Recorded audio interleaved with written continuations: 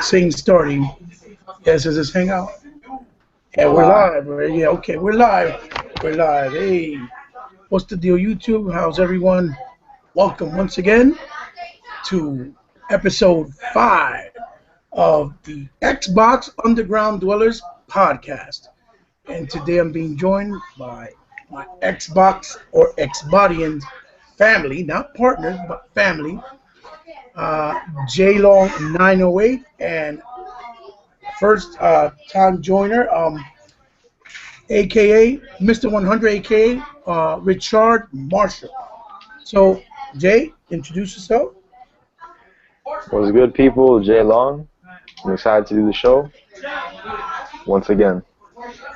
And 100, introduce yourself, please. What's up, y'all? Y'all know this is your boy 100, Mr. Unfiltered. You know what I'm saying? Welcome. Thank you, for me to participate in you guys' show. Oh, you know it. You know it. Anybody that comes this way becomes a family immediately. You know what I'm saying? These guys have great content and great channels, which basically probably don't get as much respect and do deeds as they deserve. But it's not the quality of their videos; it's the quality of their words and the content and their knowledge that they bring to this YouTube community and this, gaming world. So I'm glad that they're here with me like always, and that they've always opened me with welcome hand and arms, with mad love and respect, and they're letting me host this podcast here tonight. We're going to talk about a few topics, and I'm just real quick. Mr. 100 started a big movement and a web page for the YouTube community and the gaming community, and I'm part of it. I'm proud to be part of it, and if you guys want to check it out, it's Intro Media Gaming. Intromediagaming.com, and you can head in there if you want to become a member or join. You're more than welcome. He always welcomes everybody with open hands. There's no strings attached, no charge, no commitment, just that you be you and you be real. So that go check that out, because it's a great movement and it's pretty special. So let's start off the topic today. MPD numbers came in.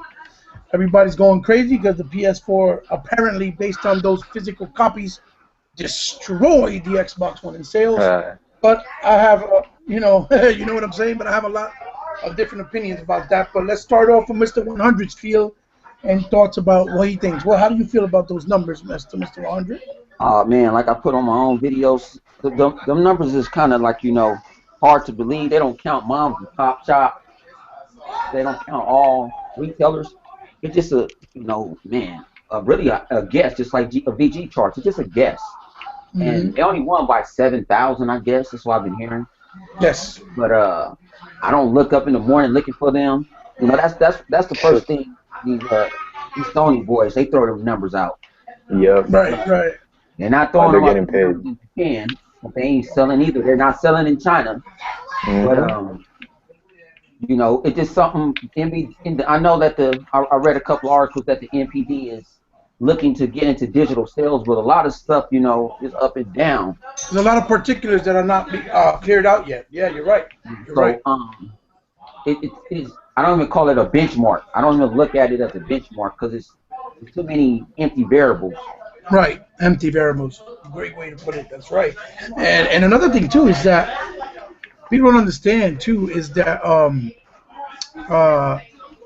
a lot of these stores, not only mom and pops, but I believe even Walmart, they weren't even being counted in these number counts until just last year, for what I understand, for what I've been hearing. I don't know how factual that may be, but that's what I believe it's been said, that they don't even count these numbers. And honestly, I think it's a pretty different picture. But before I give you my side, my opinion, Jay, how do you feel about this? What do you think about these MPD numbers? I'm not really surprised, man, because like I go to malls a lot. I work there, watch a lot of movies, and there's many GameStops in that mall, and I always see people walking out with PS4s. It is the what's it called, the casual console, I guess, the console that non-gamers really gravitate to, just because like we're seeing with Ghostwriter's new videos, the GameStop employees are pushing the shit. Oh yeah. So it's not really a surprise. I'm not really too worried about in North America, because I know the gap isn't even that big. There isn't really any gap between the consoles in North America. In fact, I actually think the exclusives sell better for Xbox in North America. It's just like you said, it's 7,000, not that much MPD. Like Mr. 100 said, there's too many. It doesn't cover the whole thing, and there really is no way to know that it's 100% accurate, just like VG charts. So it's just no big deal. Right, it is a lot of variables. 100 was right. Now, to touch a point that you were saying, a lot of people, like you said, a lot of people come in and out on your GameStop particularly, but I'll be honest with you, I don't know if this is happening in your area, but when I go into GameStop, because I try not to go in there too much, because I really don't like the way they've been doing a business as of late, for quite a while anyway, but lately more than ever, with all that bias shit they're always doing, or trying to present to the customer or to the casual consumer, is the fact that when you go in there, like automatically, they trying to throw that PlayStation 4 sale at you, whether it's for a game, the console. They automatically assume, like, if you ask for a game like Metal Gear or Mad Max, oh, I want Metal Gear Mad Max. Oh, yeah, PS4, right? No. Did I say that? You know what I'm saying? They didn't ask for what console, that's their responsibility. 100, is that kind of stuff. Have you seen it in your GameStop? I already go to, I'm an all digital guy. I even do that with, my customer hardware. When I go to a mall, I already know what I want. Right. Because of my son or something, he may want something on his PS or something. Right. Or stuff like that. But I have seen, like, I've been in retail before I started my own business. I was in retail for 7-8 years. And what I saw that, some people that we have sales departments, they got incentives for selling certain things.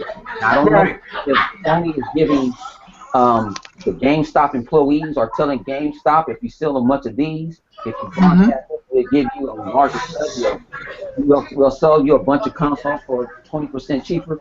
It might be that way. It has to be something, because I believe last year or 2 years ago they gave, like, all the employees at GameStop PS4s that were managers, right? Yeah, they were like badges. They were all like, managers got one, yeah. Right. Oh, they were completely customized with the managers' names, and like Moose said in one of the podcasts, Moose said in the BGS, one of the podcasts. What's it called, man? I actually know someone, because a good friend of mine, he's a pony. We used to go to the GameStop at another mall, right? Because he was friends with the manager, and he would hook us up with stuff. Right. And yeah, he said he got a PS4, I believe. Right. I believe Xbox did the same, but I think they only did it because they felt the pressure of not making themselves look like a cheapskate. Because, then they'll be like, yeah, they cheap. They don't take care of us. They all do it, but Xbox did it with Machinima. But they didn't have really nothing back. People trip when Xbox did it with Machinima. It was like put out as dirt. But it was the government found out it was nothing Microsoft did wrong. It was the marketing company that did it wrong. Right. It was proven, right? Yeah. But just like IGN, everything in IGN is Sony. Right. Like out here in LA, IGN, it's an IGN studio out here. They do mostly comic books and movies. But in their studio, when you go through the studio, it's all Sony products. So. Yeah. And another thing, Naomi Kyle, she actually did a PlayStation app commercial. I remember seeing that. Yeah, like it was a PlayStation commercial with her. I can't find it anywhere, but I remember seeing that. Right, in the beginning, online. During the launch? Yeah. No, this was a couple of months ago. I remember I was watching a random YouTube video, and then the ad was a Naomi Kyle PlayStation ad. It was a little odd, Wow. And another thing I forgot to mention was for the MPD thing. The last week of August, I noticed that the GameStop outside, they had a $100 credit if you buy a PS4. So you're really buying one for $300. So, right.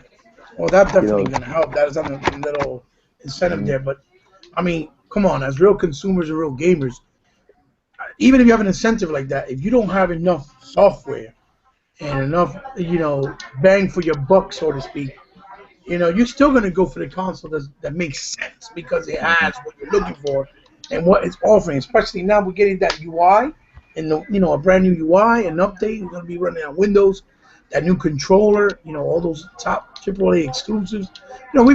Many of us have been going through this over and over again. It just don't make no sense how people are gravitating just by word of mouth.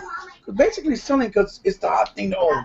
It's like when the pop iPods first came out, and I don't know if you two fellas remember, but not too long ago, like I think it was maybe right after games E3. I think it was right after E3 or before E3 or right before. They had put a GameStop ad where they were selling refurbished PS2s with 2 terabyte hard drives that wasn't ordered by Sony. It was actually GameStop. Yeah. You remember that? You heard about that, right? Yeah, I heard about that from Too Much Food.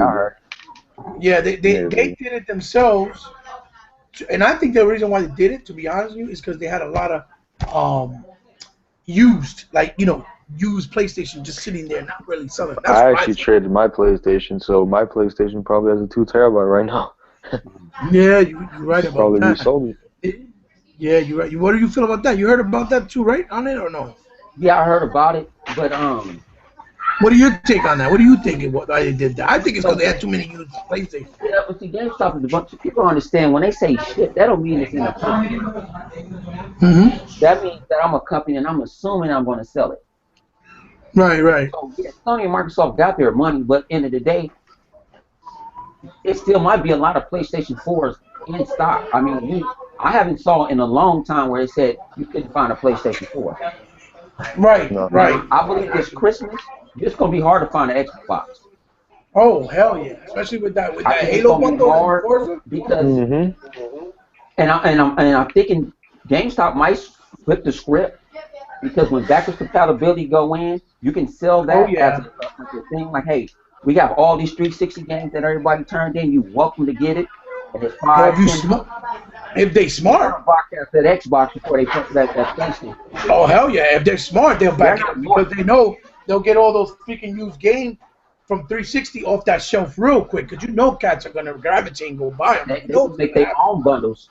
And they were like, well, we give you this compatibility games you can throw in wherever. Microsoft is smart. People, I've been dealing with Microsoft for so long. They bring their heavy hitters out during Christmas time. Yep. And they've been at that for a while. You bring them out too early. You should have waited on Bloodborne or whatever. You don't have nothing. What you gonna sell? I Am Bread? I mean, what are you selling? What you gonna make me? I tell people this. What's on yours? I have one. I have a PS4, but it's like dust. I play MLB, and I'm tired of that. So you're right. What else? What else? What's going to intrigue me? Bloodborne doesn't intrigue me. I want to play Bloodborne. I can play Demon Souls. And you know what? And it's better. You're right about that. But you know what too? I don't understand why Sony. You hit a valid point. I don't understand why Sony, because they saw they didn't have big AAAs with the exception of the Until Dawn, which is an interactive movie. Obviously, it's not for everybody. That's a movie. Exactly. It's not like for everybody. It's like Heavy Rain, which didn't do well. And it's funny because when the PS3 was out, no, of course not. It's presented like a AAA, but it's not a AAA. You know what I mean? Because they do have movie actors, well-known actors, but that's about it. But it's funny because if you remember when the PS3 was out, they were like, oh no, Heavy Rain is all right. It's like not that great. And then Beyond didn't sell anything. The numbers were like atrocious. They were horrendous. And these are the same, and this game is exactly the same. The only difference is instead of being a cop drama or supernatural sci-fi, it's a horror. You know what I mean? I don't know if it's because the genre makes more sense because it's a scary feeling to it, but oh my God, when you saw that video that Ghost did when he was arguing with his boy on GameStop, how you saw that pony real quick? What you talking about? That that Until Dawn, you crazy? That shit way better than Gears. I said, yo, he lost his top. My man is smoking some air. It's just rich and yeah, man, it was crazy. But another thing you got to see too. I every time, and 100 and Jay, you guys let me know if you agree with me or not. But every time that I've seen Xbox come out with a bundle, starting from the first one, which was the Call of Duty Advanced Warfare one, to the Sunset Overdrive, and now we got the Halo coming out and the Forza. And the Forza, which I bought myself, and that thing is a thing of beauty. But they're gone. Even when they did the Master Chief with the white, they're gone. You don't see them. Yeah, the Sunset one is gone. Yeah, you could only find them on eBay. That's it. and then they want to charge you an arm and a leg for that. Now, I've seen still Destiny bundles from the first Destiny bundle and even Last of Us bundle. You know? Now, have you guys seen it too? Like, I still see them. I still see them. Yeah? And speaking of Destiny bundles, that new Destiny bundle, my GameStop had a table, like an exclusive table, selling the PS4 Destiny bundle and shit. Oh, what, the new one? They had a display like, the new bundle. They had a display like it was getting some special, some sort of special treatment. You know what I'm saying? What? Well, that's crazy. What about you, Bo? Have you seen any of those still around your way? Destiny? No. Not just Destiny, but all. You know how PlayStation has done a bunch of bundles. It's hard. Microsoft. This is what I like about Microsoft. Microsoft makes their bundles unique. For one, they try to tell you this. You may don't get this again. Like you're not going to see that Forza again. You're not going to see that Master Chief again. Right. So to me, I tell people some of them are collective items. Right. So they're not making millions and millions. But then if they doesn't have it, they never told you, well, you can still get this version. You can get this one. It's the same thing. It's not the, some people like, well, it's the 500 is too much. Other options, you don't have to pay the 500 for the Master Chief, but look what all you're getting. That's collector's item. If I got it, I'm not opening it up. Right, okay. I might try to slang it on eBay and double the price because it might be somebody dumb enough to buy it for $1,000. I didn't saw it happen. I think it happened with the Sunset. Somebody was selling that shit for like $600-700 and they sold it. If I'm not mistaken. Yeah. When it first came out. I remember. But do you see still bundles from the first ones on PlayStation, like the Last of Us bundles or the first Destiny bundle? Do you still see it? Bundles. You see them, right? They had to. But see, you see Sony never make their exclusives have. I think the only one that has a bundle that's theirs is the Last of Us. Anything else is not. It's third party. Yeah, and it's the only one that's digital, by the way. That comes with a digital copy. Yeah, and it's the only one. Third party. And like GameStop, I heard today they're not doing no more. If a bundle comes with digital, they're not selling it. Yeah, I'm glad you brought that up. Yep, I was about to touch base with that. And now here's the thing. I think, me personally, most people, I think it's wrong because people should not be forced to have to buy something, or Microsoft shouldn't have to be forced to sell it a certain way and take a loss, because Microsoft will take a loss because that's the reason why they give you the cheaper price, because they're not putting a physical copy. But I think it could actually help them, because if they count those physicals, it's going to make a different outcome every month, because now these bundles have the physical copies being counted, since GameStop is refusing to carry any of the digital. But the DVDs don't count that, though. They still don't count it as a sold. So it's a bundle. They don't count it as that game sold. Oh, really? Oh, for real? It's a gift, so it's just like it's free. They don't count it as free. Oh, yeah, that's why. Doesn't do it. All right, so tell me this, 100. Tell me this. Then how come is it that the PlayStation 4, right? They give their console bundles mainly with physicals, right? Yeah, they don't do digital mostly. Okay. And I know why, because most people don't fucking trust their network. They don't want to go in there and put anything digital. They scared. And I don't blame them. But how come is it that when they sell their bundles, like when they did the Destiny bundle, even the Batman one with the Batman custom console, whatever, they charge $449.99 for that console, which basically would be only $10 off. That's it, right? While Microsoft gave you the game console at the regular price, which is $349.99, which it stands at right now, with the game digitally, but you didn't get charged for it. You really think they don't charge the Sony bundles if they're still charging you practically for the game itself? Or you think they might? Yeah. Well, Sony was doing this. What I thought was crazy about Sony. Sony wasn't giving a terabyte drive like Microsoft was giving away the terabyte drive. They're still giving 400 with the 500 gigabyte. That's right. That's right. Yeah. That didn't make no sense. You think you want to sell to your customers and like, hey, you can get the terabyte. At least Microsoft giving you the terabyte drive. Right. Well, and you see the new Assassin's Creed bundle? Number one, it's not a custom console. Okay, number one. Yeah, and it's only one game, while our Assassin's Creed bundle had 2 Assassin's Creed. Right. And I guess that might be a benefit of having it digitally, because I'm pretty sure that Assassin's Creed PlayStation bundle is a physical copy of the new one. Well, If you would have got a remember we digital, were talking about, oh, the multi-platform more. Go look at Assassin's Creed with Ubisoft. But I'm gonna tell you, all them Assassin's Creed bundles sold every single one. that's the one I got. Because That's I the bought I one. I bought my second one last year on Black Friday sales, and it was an Assassin's Creed bundle. Yep. And I saw a shitload of people buying it. So, you know. I remember that day vividly, man. Selling my PS4 and getting the Assassin's Creed bundle that same day. Yeah, that's crazy. That is nuts. That is nuts. So, but so yeah, I think at the end of the day, no matter what, Microsoft, their bundles always sell. So people that say, oh no, they don't sell, because I never see, like Hundred said, and like you were saying, Jay, you don't see no Xbox bundles. Once they're out and they're gone, they're gone. You don't see them again. And you're still seeing these other ones with, you know, like we talked about with Last of Us and even the Destiny 1 with the white console and stuff. Now, if they decide to include these digital sales, I think it's a wrap. It's a game changer. I think Microsoft's number is going to be ridiculous. And Sony's going to be like, what the fuck? They're not going to know what to do. So, Jay, let's start with you. What do you think? I remember some guy tweeted Aaron Greenberg. He's like, hey, is it true that Xbox is the lead in digital sales? And I believe Aaron Greenberg said, I believe we do. So that might mean something. I think he tweeted that too. I think you're 100% Yeah, right. exactly. That's what I saw on Twitter. What about you, honey? What do you think about that? What do you think if they decide to go boom and count these sales digitally? I think it's a game changer. Microsoft knows what they do. They know what they did digital. They knew what Sunset Overdrive did digital. I got one game that's not digital, and that's Gears of War. Okay.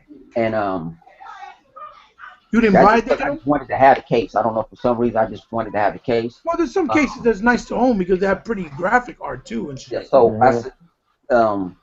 but I usually go all digital. So it is. They know they know that they win all. Their store is better than Sony's store. Sony's stores go out where you can't buy anything. You've been right about that. I can buy it off my phone. I can buy it off my computer. And not have to worry about it. Store, it doesn't work, don't worry about it. A lot of people like the physical. They just want to have it. I don't care for discs. I got so many 360 discs scratched up, and I wish I had. It was all digital because I would never got them. We got kids and stuff, right? And they get scratched. So I was surprised my Perfect Dark Zero ran. Okay.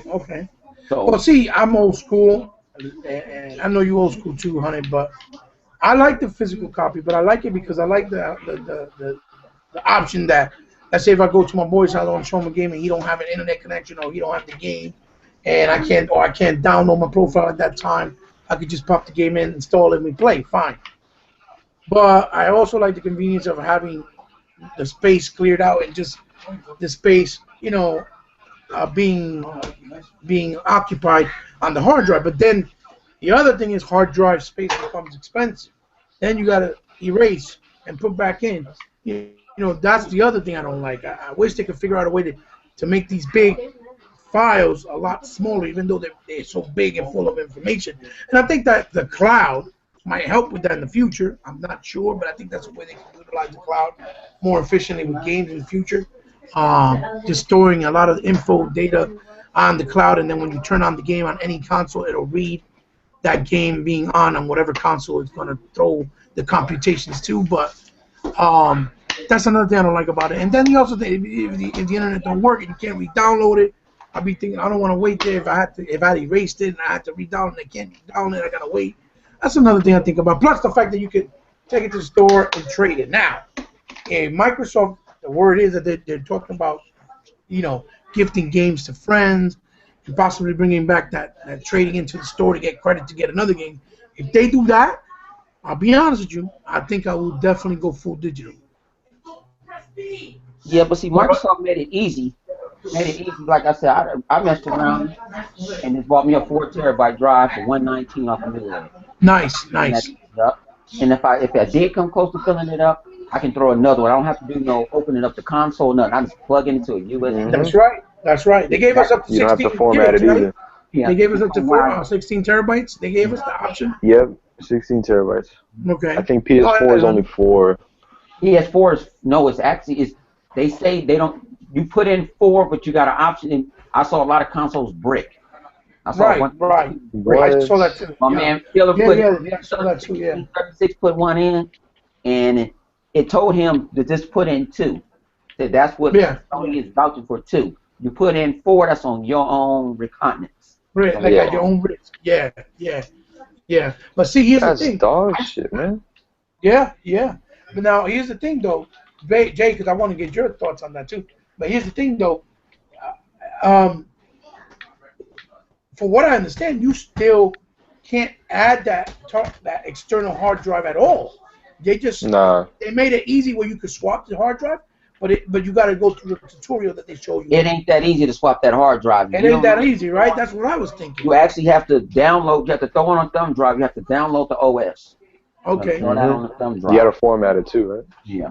So then you have to go through all that where Microsoft just gives you the option, just plug it in. Yeah, exactly. Yep. And as soon as you put that, it does everything for you. And as And soon you as can you also, put it in, if I had a game, I can just bring my terabyte drive or whatever over to your house, just download my profile, and voila, I can start from where I was starting at, because all your saves are in the cloud. Right, right. Now, the other thing is, it's so simple, because once you put that external, because I got a 5 terabyte myself, but I got it on sale for like $140 in Best Buys like a year and a half ago. The cool thing with the one I got, it was from Seagate, and it looks like the same color combination as the Xbox One. Like the light where the Xbox logo lights up on the console is the same LED style.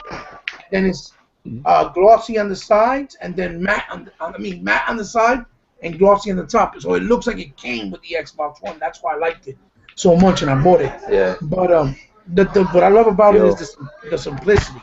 So Jay, how do you feel about the digital, and how do you think it's a game changer? But not only that, what will make you go full digital, if anything? Like right now, I'm half digital. Like I buy games physically if I like have a connection to them, like Metal Gear, Halo, shit that I'm really into. I like to own it. But shit like Tomb Raider or Saints Row or Titanfall, games that I'm not really connected to, I'll just buy digital. Like trading in isn't even a thought to me. Not even just that. It just depends. Like it's just I don't really care about trading in. It's just the convenience sometimes. Sometimes I want to go full digital, but the physical copy depends on the game, but it does hold me back a little.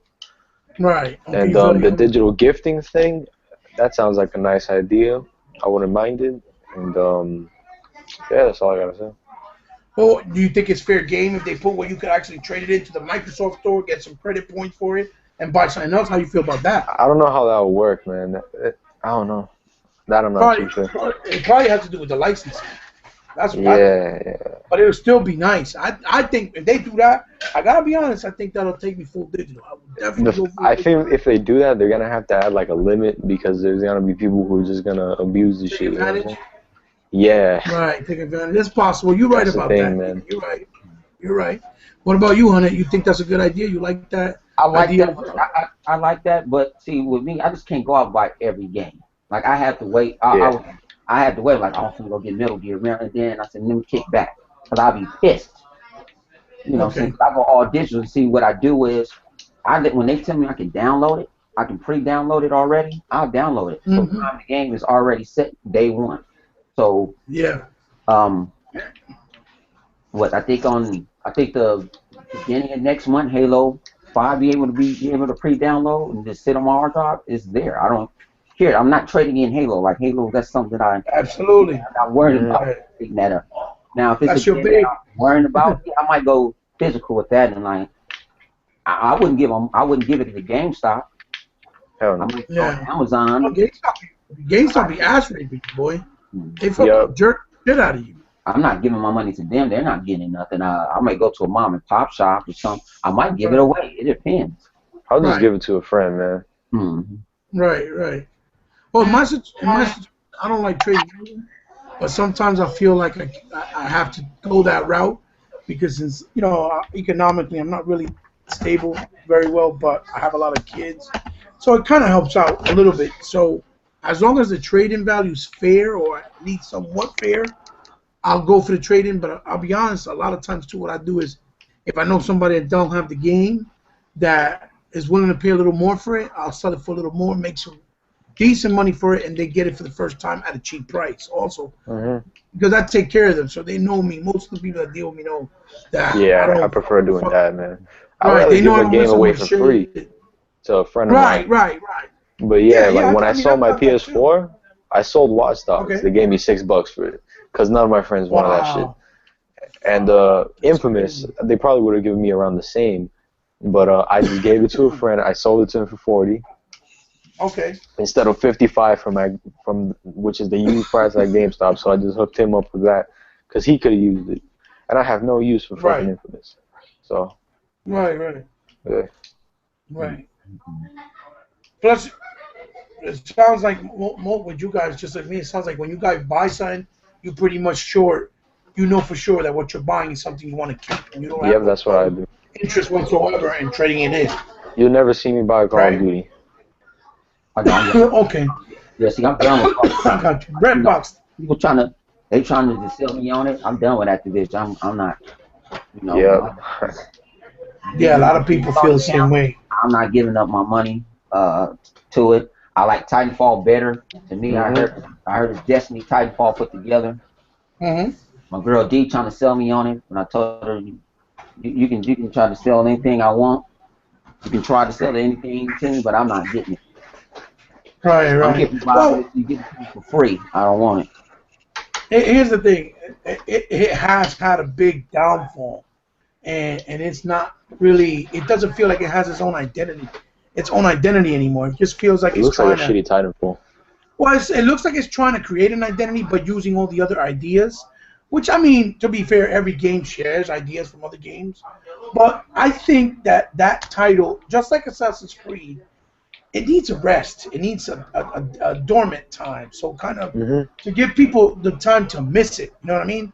To miss it, and then when, after it's been gone for a little while, maybe 2-3 years, reintroduce it, and people are going to be, oh, shit, where are they coming out with a new one? Now it's time. Let's go check it out. And then if they do buy it, even if it wasn't a drastic change, they're not going to feel like they threw away their money on the same title all over again because they haven't played something like it again in the last 2 or 3 years. You know what I mean? If that makes any sense. You know what I'm saying, guys? Yeah. So, you see that with Halo. You see that with Halo. Right. Every year. Exactly. Halo, man. You make it almost, you forget about it. Like when you went to go back to Master Chief Collection, when you went back, you like, whoa, I ain't played this in a while. Like, yes. It was like it got refreshed to you. Call of Duty, I liked it. Advanced Warfare. Black Ops, I liked it. The first Black Ops, I liked it. All of the Modern Warfares. Right. But if I was Activision, you want to bring people back, make a montage of all your different games. Go back to the game and have somebody from the armed forces or somebody that was there at the time and talk over and replay that. And you make it modern. Then you can go to Modern Warfare and have somebody saying they was in Iraq and somebody pulled this off. You can have your characters talking to it. Black Ops is supposed to be secret. They ain't supposed to be no futuristic robot. You know what I'm saying? It's supposed to be stealth. You know what I mean? You going in, it's not a sanctioned hit, but it is sanctioned. And it's like this. Like, I would have never put Black Ops that far in the future. Right. Because it kind of makes it feel. It feels like Advanced Warfare Part 2. Yeah, they're trying, and it kind of feels like it's too fake. It's trying to feel like it's exaggerated fake, even though it's trying to be somewhat realistic. I know it's a video game. Yeah, man. But that's what it feels like. I remember I used to try to convince everyone, man, Halo's the game. Stop with Call of Duty. Right. And they'd always tell me, hey, Halo's not realistic. How could I play that? It's not realistic. I'm jumping 30 feet in the air. I'm taking this many headshots. Right. Now look at what's happening. They're playing this game where they're jumping 50 feet in the air and they're running on a fucking wall, but they still play it just because of the name. Right. Call of Duty, they buy it because of the name. Right. But you got to look at it this way. Halo, we know it's supposed to be fantasy, so it's not really insulting our intelligence. But when you're playing something like Advanced Warfare or Black Ops, that it's supposed to be somewhat grounded to reality, it kind of feels like it's insulting the gamer's intelligence, like we're just some dumb fucks that don't know any better. If you know what I mean. You know what I mean? You get what I'm saying, Hunter? I don't know. I haven't played any of the future ones, to be honest, but so I don't understand the context fully, but it's just they're getting away from what people love Call of Duty for, which was modern or just realistic / arcadey gameplay, and now they're just trying to be everything that it's not. Whoa, that Call of Duty! Remember when it came out, Call of Duty 2 for the launch of the 360? When you did that scene from Saving Private Ryan, when you got out the boat, that shit was serious. Yep. You knew you were playing something special. You know what I mean? It was like, wow, this is awesome. You know. But even with Modern Warfare, you felt something special because it left a cliffhanger, it left a twist. You knew that was yes. And it brought something new. It's like it took a character. You knew why this character did this character. Like it was written right. Now it's like they just throwing it out like Advanced Warfare story mode. Because some people I just go straight to multiplayer. No, I play campaign. I need to, that's how I get the feel of the guns and everything, and I'm into a story. Right. That and the worst part. Yeah, go ahead. I'm sorry. Modern Warfare, I mean, Advanced Warfare was good. Even though I knew that Kevin Spacey was gonna do a twist on me, I had a feeling I watched many movies. Yeah, you already kind of felt it coming, but the way it was presented was it was dope. Yeah, it was. I said, okay, this has been better. It's a better offering. Right. But I told people Call of Duty is for the kids. My 9-year-old son plays that. Right. I've been shot by how many kids so many times? It's a shame. Brother, it helped because, Kevin Spacey's a fantastic actor, to be honest with you. Yeah, he is. And he showed it even in the game. I was like, wow, this man is an artist. So, Sieng, check it out. So we could agree to disagree, and J Long, that this MPD numbers is basically bullshit. They're not accurate. You know what I mean? And, the ponies go crazy and the media goes crazy. And something's got to do. It's something got to give. It needs to change. They need to count these digitals. I really think so. So what are your final thoughts on that topic about it? What you guys like? Do you agree with me, or you have something else you want to put in as far as your input? I agree with you, I guess, but I just really don't care, to be honest. I don't really think too much about this shit. Like, if sales meant quality, I'd be listening to Taylor Swift right now. I'd be doing bullshit like that. I'd be playing the PS4, I'd be playing Call of Duty and FIFA, but I'm not. I'm playing games that are quality. If sales meant, shit, a lot of things would be considered bad if sales determined quality. And to the fucking ponies, last generation, it was all Xbox 360 is a bunch of kids. It's a bunch of racists. The shooter doesn't more sales mean more kids and more racists are open to be on there? Right. So if that's the case, man, the community is probably better since it has less assholes, I guess. Right. There's more room for assholes on the PlayStation side, and I'm glad that they could stay there. Right. And you, what about you, honey? What's your final thoughts on that topic? I know some bunch of YouTubers. I know a bunch of a couple guys on Twitter. They'll stay up and wait for that NPD. I don't. I like a midnight release. There's other stuff in life to worry about that damn NPD.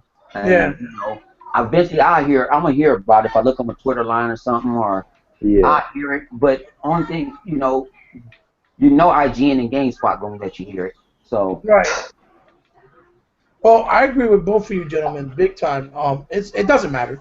So it don't matter. Never matter, because if that's the case, then the Wii U wouldn't be in the Nintendo Museum right now, like the first Wii actually, because those sales were astronomical for them, and nobody talks about the Wii no more.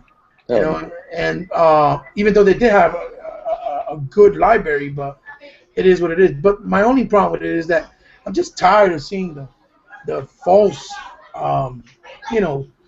advertisement, the false statements, and the false perception, of, the numbers are this way because PlayStation is better and it has more to offer. No. That's what bothers me, But I do agree, numbers don't mean shit. But I'll be honest with you, at the end of this generation, whether the PlayStation sold 400 million and Xbox sold, let's say, 100 million, I know for a fact we're going to get the quality everything from, internet service, to updates, to features, and AAA, because I don't think Phil Spencer's going to back off on his word at all at any point, He's in here to play, and he's going to keep balling, Well, he already said he ain't worrying about something.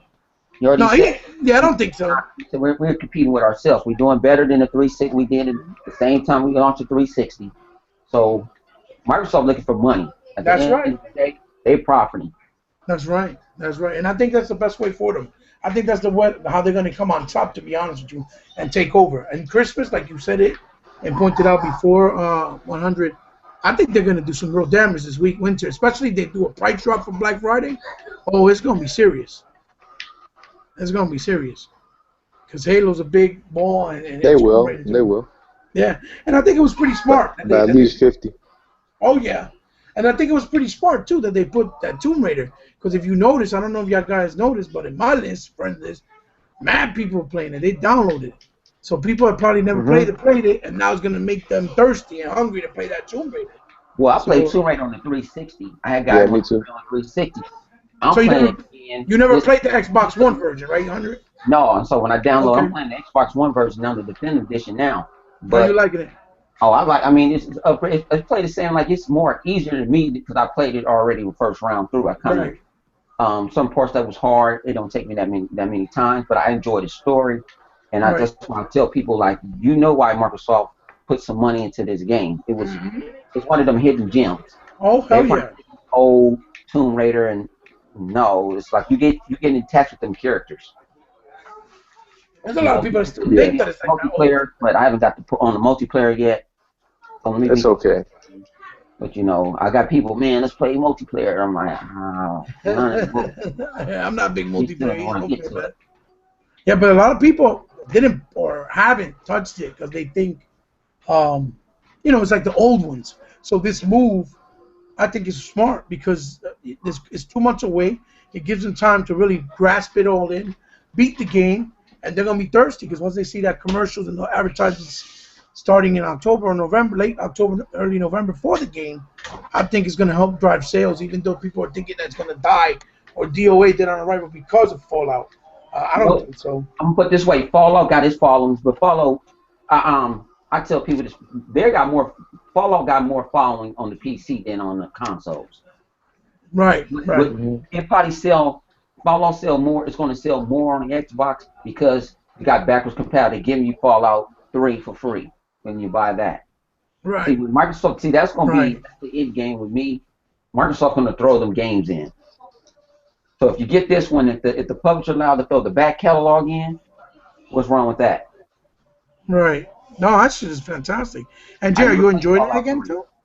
Oh, you never played it? I never played. So you know you the what? Yeah. So haven't played. No.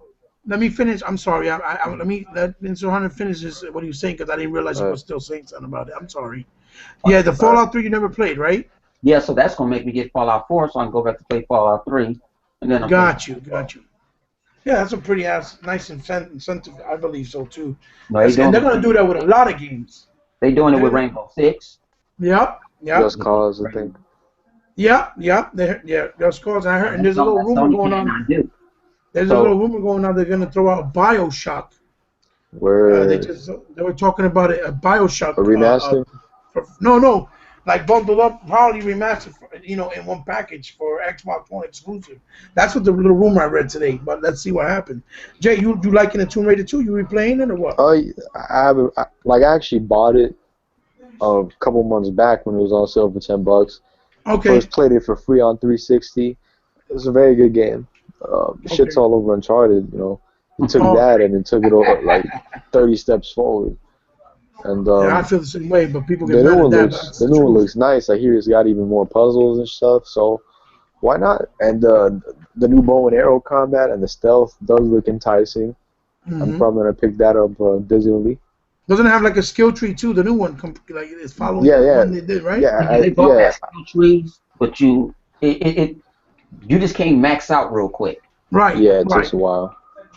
I like skill trees in my shit, so that's what I like is every time you keep on building up your weapons or anything you can do in the game, and you could do like a kill, it actually gives you different kills depending on what level you're on. With each weapon, it gives you different kills every time, which I think is awesome. Yeah. What I like about it, when you get to the end of the game, you feel like you're badass. Like you hell yeah, yes, right.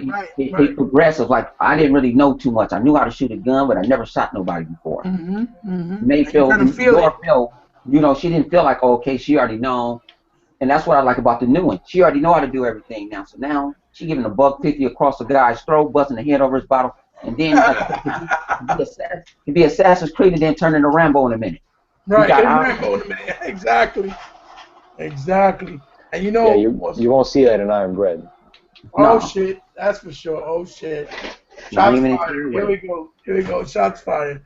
Oh my god. Now, yeah, but that's what I said. And the thing is too, it's got a really good pacing too. It's really good pacing because when you play like Last of Us or even Uncharted to a certain degree, it just feels like it'll have one good wow moment and then it's boring. Then it got platforming and talking, and then it goes back to like those little stupid action scenes where you shooting and it feels like you're not even shooting the gun. You shooting right at the guy. It doesn't feel like the bullets are even hitting him, but you're right in his face.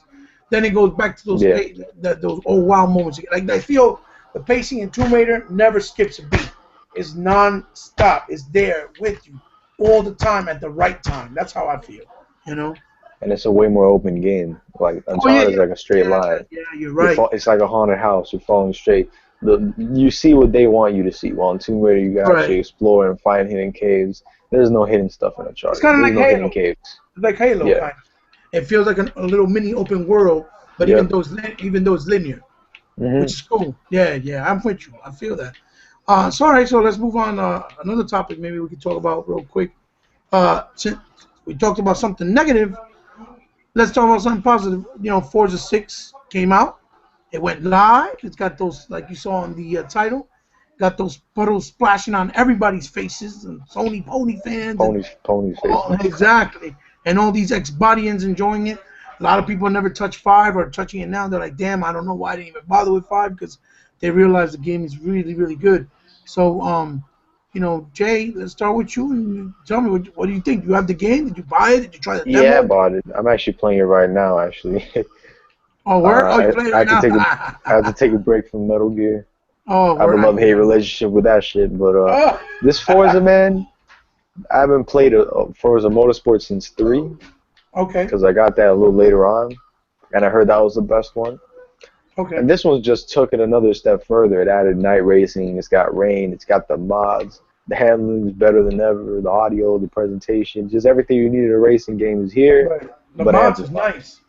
And it's 60 frames. The mods are nice because it gives you like a little, like I think Blaze said that, like a little RPG element to the game. That shit is nice.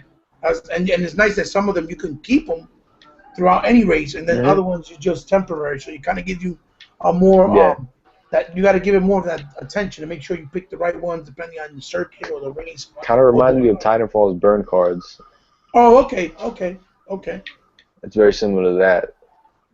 Yeah, there really isn't much to say but good things. Yeah, and what about graphically? Because everybody say, "Oh no, it's not nice. It's not." It's very nice graphically. I will say Driveflow does look better, like in the rain and stuff.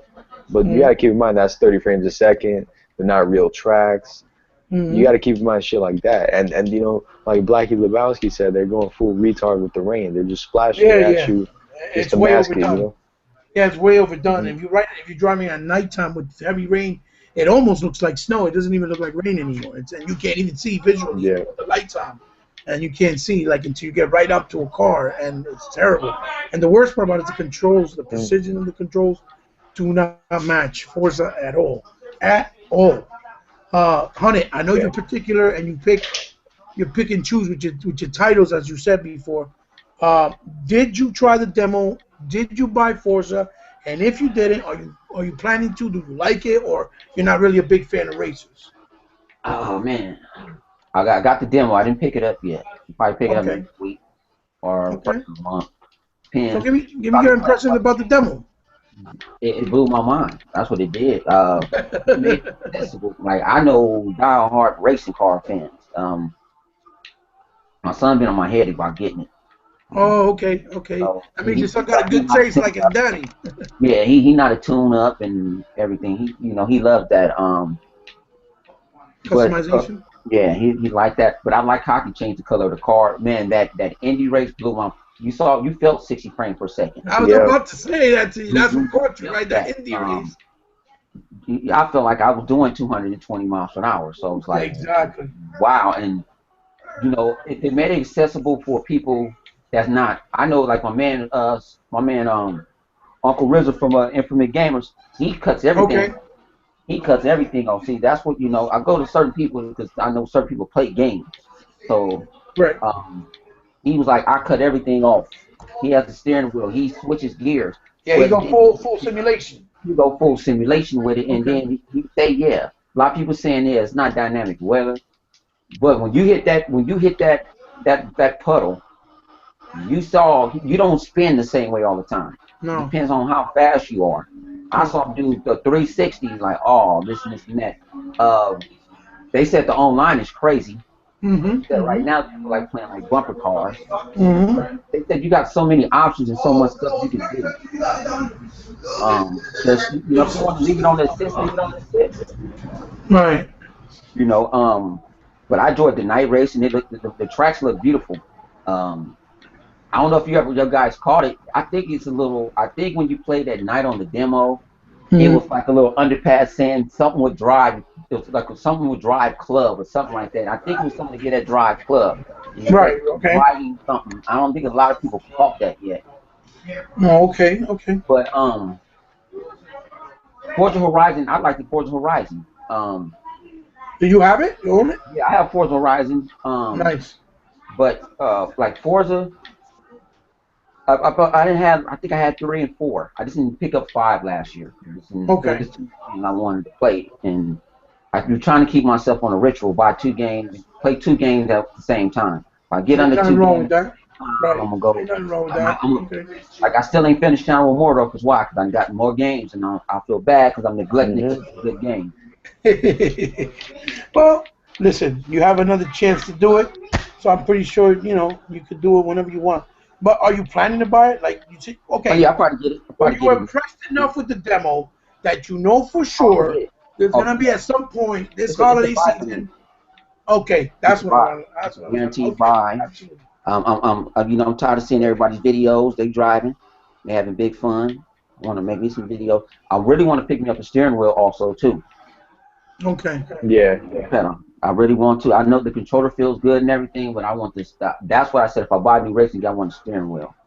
Right. So, right. But I don't want to pay no $300 for one either. So. Right, and it's nice because if you know how to do this monitor setup, I believe you can hook it up to 3 monitors, give you the whole full cockpit view. I just don't know what you need to do that, but I know you can do it. Yeah. It's an option in the game. Well, I played it. I don't know if you guys saw the unboxing I did. I think you guys did. Yes. My intention was basically to buy the game, but I have 4 boys, like I said in the video, and trying to share the Xbox is a very daunting task. I don't mean to repeat myself, but yes, it is. So I was looking to get a new console anyway. The reason why I chose to go with this one is because you never really seen a console done before, customized and exclusive for a racer. And Forza's been on Xbox for 10 years. And then it helped that my son said, Pops, don't worry about it.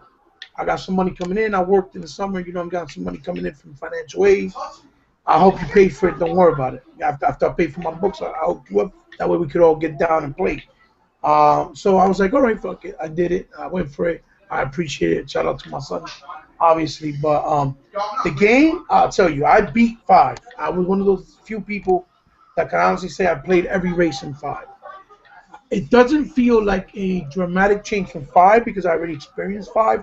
And I told people from day one how good it was, and not to listen to the dumb media shit that it was bare. It did feel bare compared to this one, but I like the way they tweaked it up even further. But the gameplay is, oh my god, when you race in that indie race, it's not only that it makes you feel like you're going at that top speed, but the control, the handling. I've never played anything so precise and so smooth like that before at that speed ever. And I'm gonna tell you, I played Drive Club, and Drive Club looked like you fast forwarding the tape on a VCR or on a Blu-ray, and that's how fast it feels like you're going. But it feels like you're in the air, like you have no control. The minute you try to turn at that speed or slow down, the car loses control and crash every time. It never fails. Maybe the steering wheel is different. But on the controller, oh my god, it feels like dog ass. It's horrendous. But then you gotta understand though. A lot of people, oh yeah, but the graphics. Yeah, listen, I understand that. We don't play graphics, but the graphics on Forza are not only good, they're pristine. They're pristine and they are of high quality caliber because they're all real locations and tracks. Okay, that's number one. Number two, this game got 450 cars that are all fully Forza Vista in real time.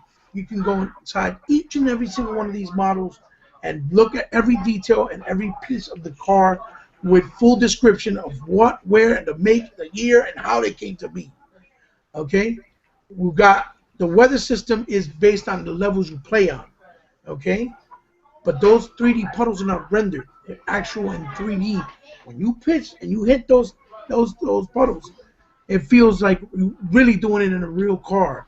And the hydroplaning is real. Like 100 said, it's never the same. It feels different all the time. So, plus the fact that the online system, it works since day one. Even on the demo, everything worked. It wasn't that they said they promised you a demo like they did with Drive Club, and when it came out, it was just worse than what it was when the game came out. And it was just a demo, which wasn't as demanding. And the fact that you can race with 24 cars on track, and Drive Club you can only do 8 or sometimes 12. None of the tracks in Drive Clubs are real. The shadows and lighting effects are not in real time. Sometimes you drive in Drive Club, and the broad daylight and the cars don't have no shadows. It's like they're not even there. What? Yeah. The vampires. Yeah, like they're not there. No shadows, and it feels like it's floating. It doesn't feel like you're driving. It feels like you're floating, like with a hovercraft. That's horrible, bro. And then if you get off the track, you also get like a marker where the timing goes in and out, and you get penalized for that. And what else? And then the overall presentation, man. The presentation is second to none. You know that Forza is becoming the caliber of what Halo is to Microsoft, what Gears is to Microsoft. You see that they're treating this like what it is, a high quality title, even though it's just a racing game. Anybody who played Forza and goes back and plays anything else will probably never go back to anything else, because right now there's nothing like it in the market. Not even probably on PC. That's why they be sweating and they want it so badly and they petition for it all the time. There's nothing touching it. Now, does that mean that nothing else out there will be able to touch it? No, absolutely not. But as of right now, the last 10 years, it's evolved and nothing has even come close. So I highly recommend it to everybody that hasn't played it, that is on the fence, that's doubting, or that never tried it before, or not really a big racer. Even if you're not a big fun racer or a big racing enthusiast, you'll enjoy the game. You'll definitely enjoy the game. So that's all I got to say about the console. But it's beautiful. It's a really nice game, and it needs to be experienced. Any final thoughts you guys want to add to that? Tell us how the controller feels, man. I need to know.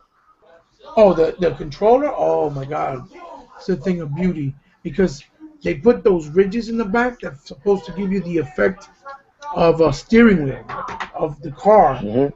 And to be honest with you, I understand why they put it in there, but in general, I hope every single controller of the regular ones that they make, with the exception obviously of the Elite, because I think it also has a different pattern, should come like this. Because when you're holding it, it gives you such a good grip that it feels like it'll never slip out of your hands like the other controllers probably do when you're playing, or when you move around, they accidentally slip out your hand and fall off. With these, you never get that feeling. It's always nice and tight, snug in your hand, and they don't make you sweaty either. They don't make your palms sweat. So it definitely, it's definitely really nice. For you guys, since you don't own the console, if you can get a little extra cash and buy a controller, pick it up, because it's definitely really nice. Do you know if the Lunar White controller has the grip or no? That I don't know, but I think it does have something similar to that. That's because I thought it was 75, but I saw some guy in the Bang Bang group, he put in, it said 65. So I might actually consider it. Yeah, I might actually consider it then. I'm in need for another controller. Right. What about you, honey? You think you might get one of the controllers? Because I like collecting the controllers. I'll be honest. Yeah, but I didn't show up for that damn $150 Elite. So. Oh, you getting it right, the Elite? Yeah. Man, I wish, but man, that's too much. I'm gonna grab it because I want.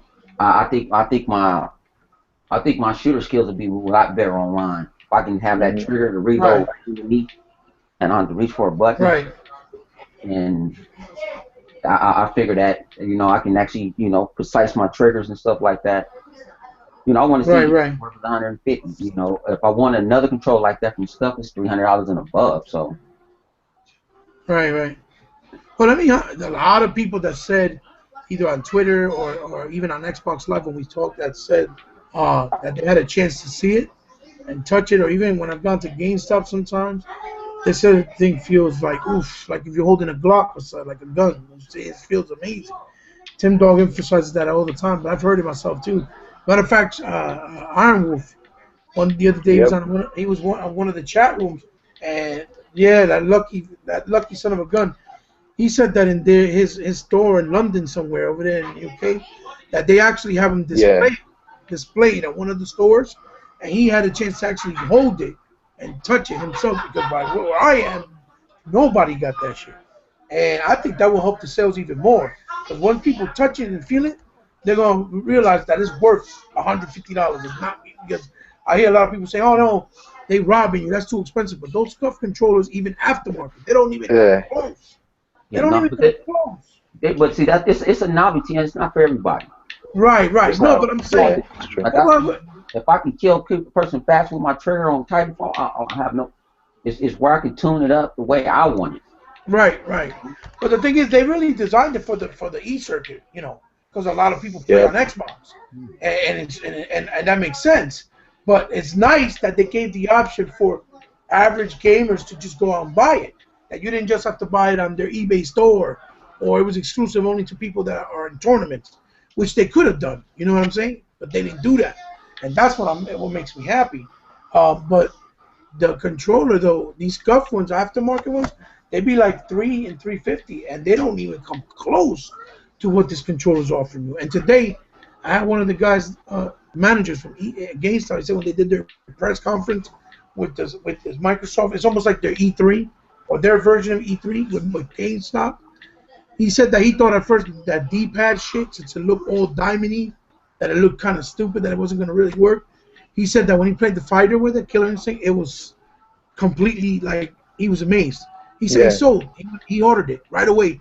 He said he thought it was going to be dumb. He pre-ordered it right away. He says it's phenomenal. It works amazing. I've never seen a D-pad like that, man. Like, when was the last time a controller added like a new style of movements? Right. It's been a while. Right. And you could put it with the regular one too. You can make it that regular look too. It's like some people were comparing the Elite controller to No Man's being 150 to No Man's Sky being 60.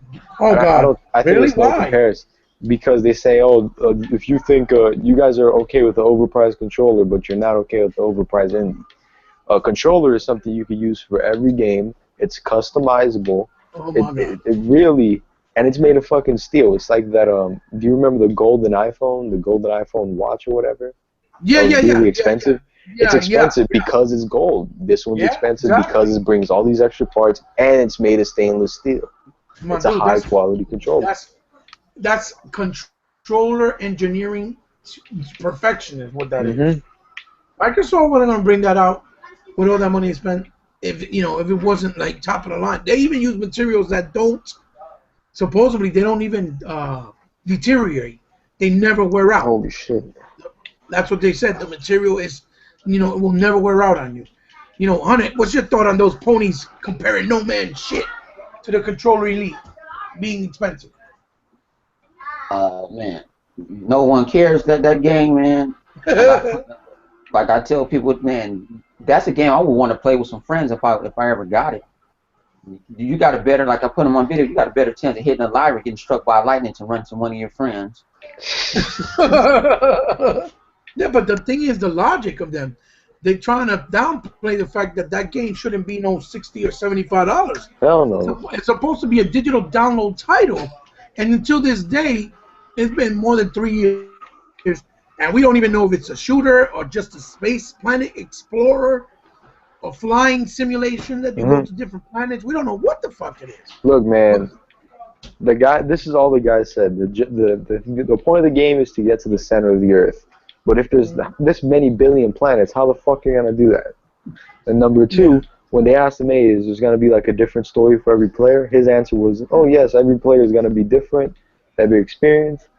Well, his experience is gonna be, oh, he saw this and he saw that, and his experience is gonna be, oh, I heard this and I saw that. That does not sound like a good description of your fucking game. I saw this and I saw that. Well, they never what is that showed, shit? Exactly, but they never even showed a main character. Yeah. There's no plot. There's no real objective. There's no main character. Yeah. So they ain't show no CGs, like with a little bit of story or something. Nothing. Not even with in-game assets. Nothing. I don't know, but they can man. I saw this footage where it's the world, right? And like the monster that they generated was the most retarded looking thing I've ever seen. So since it's a bunch of randomly generated planets, you're probably gonna get a bunch of fucking planets that just don't make any geometric sense or anything. You know what I'm saying? Yeah. It's gonna be a clusterfuck. Of course, absolutely. Yeah, man. So they just sound dumb.